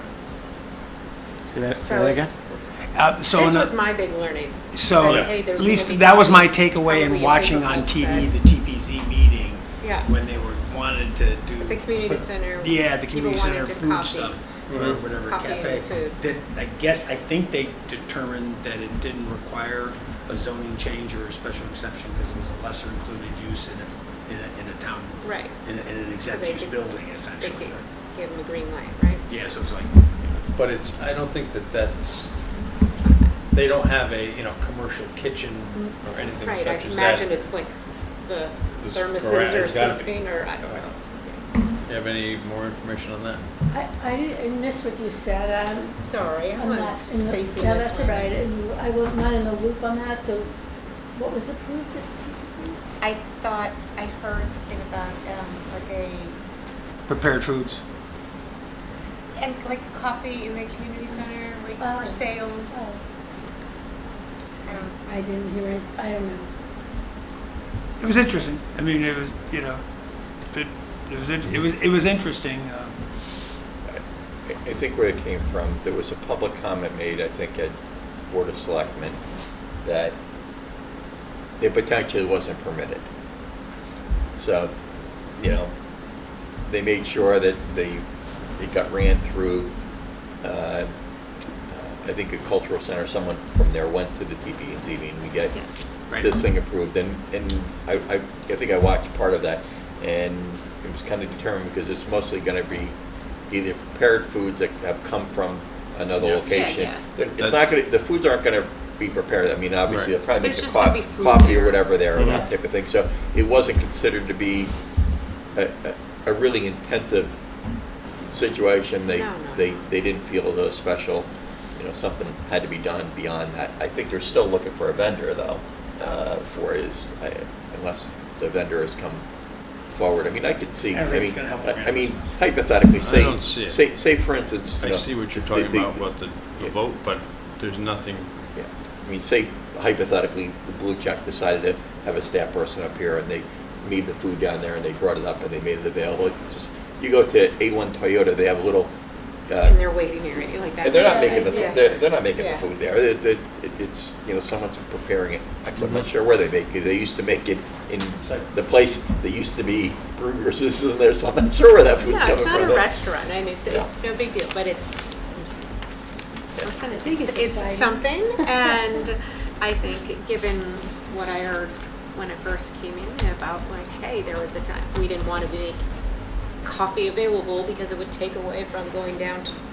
So now there's coffee of some sort in that area. I don't expect people are going to, it's good to become a destination by any means, but for the people who are there, nice for them to be able to have a coffee. I think the key thing Are we for sort that of- is, a lot of people have asked for this, is people that have asked for us need to remember to support it, so that the thing can be viable Right. and help. I mean, that's a little bit of what I've learned from, spent, the one visit that I did with the bagel guy. He's got a great lunch program, but nobody knows about it. Okay? He's got a wonderful lunch program, but he's not doing that much on lunch yet. And he needs to just get out and he needs to visit some businesses and deliver some product, hey, this is what I do, to be able to build that part of the business. Are we sort of just at the other business section, Cliff? Yeah. Maybe if you don't mind if we could go back, I just see this July 29th LoCIP pretty important. And do you think it makes sense to think about whether we either special meeting it or we, really figure out how, from the whole coordination aspect of TPZ planning element, the EDC element, the planner, not just the LoCIP guy. We've got zoning changes that, everybody's puzzled about, and that, that's coming quick, July 29th. And so we need somebody to talk about what our vision was when we made the zoning changes down there. So I'm thinking that it's a good opportunity, though. So maybe should we be thinking about that's a big event, and it's coming soon. We got to pull that together, and maybe it shouldn't just be pulled together from First Selectman's office. Maybe it should be pulled together from the planning element. And I will send something out tomorrow to gauge interest on. yeah, If we because can I get think everybody that could be together, get huge. Yeah. And if we can get really a big turnout wherever you select, and get a lot of people making sure we have a huge turnout for more than just the schematics of the. Where is this What going to is be your conducted? suggestion in We don't know terms of getting a larger turnout? Get just hustle, working it. I'm sorry? Working it from, if this is important to everybody. This is important to everybody. I didn't see the same zoning turnout. And then, I didn't see the same zoning turnouts.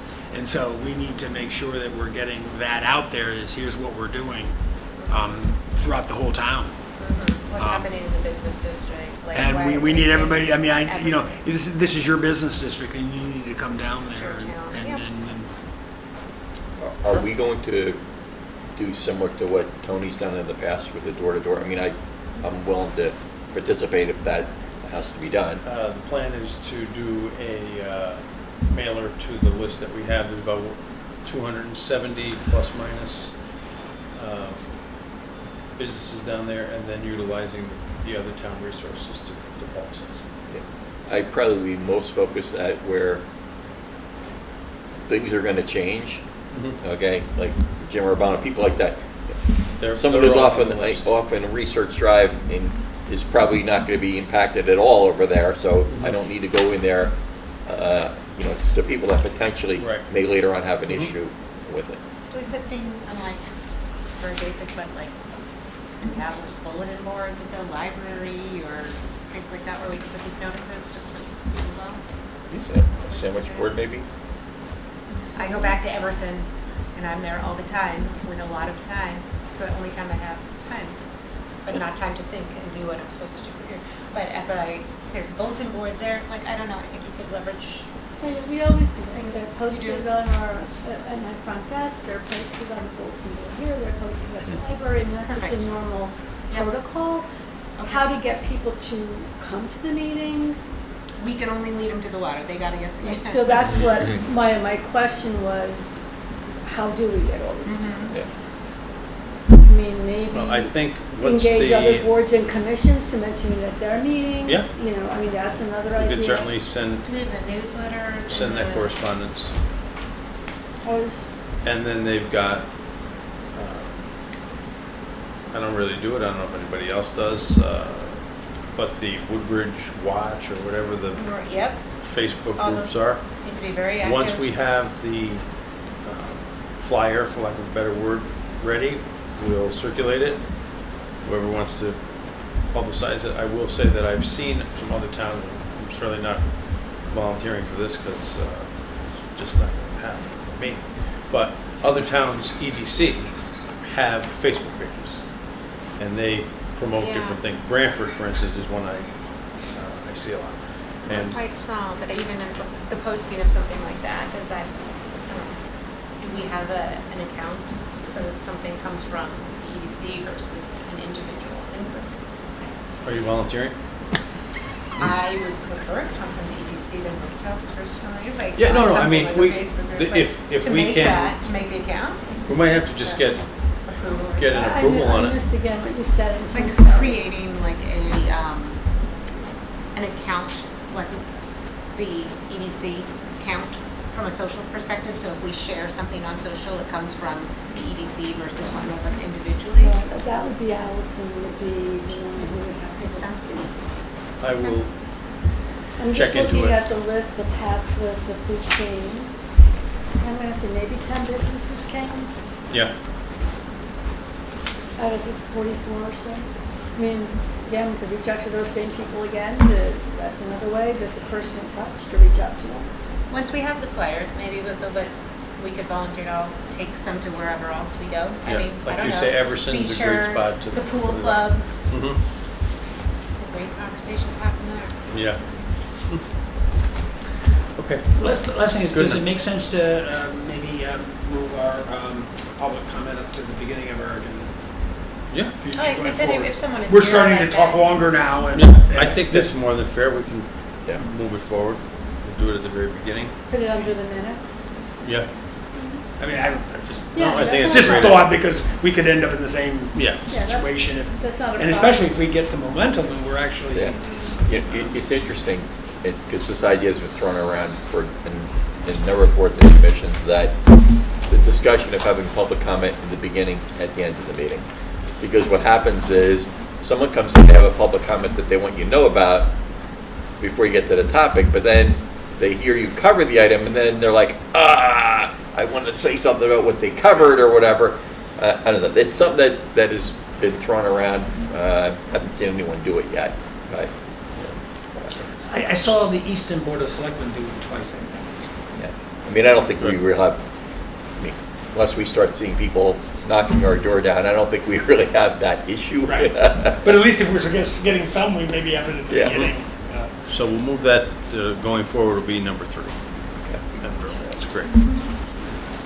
Okay, Are we, I just want to make sure in terms of my planning, are we thinking of possibly changing that July date? no,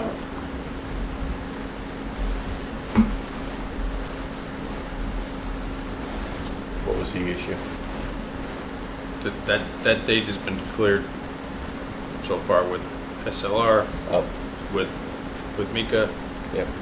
so I just wanna make when sure- we're trying to get around vacations in the middle of the summer, I mean, we'll reach out, like I said, we're gonna reach out to the planner, see if they can attend, and we'll circulate this amongst the other boards and commissions if they wanna come and put their opinions in as well. I think that's great, so thank you for mentioning that. Right. So I would, our next meeting is gonna be July 9th, 6 o'clock, and I would entertain a motion to adjourn. Johnny, Sean, second? Yeah. Okay, all in favor? Aye. Okay, thank you very much. Thank you.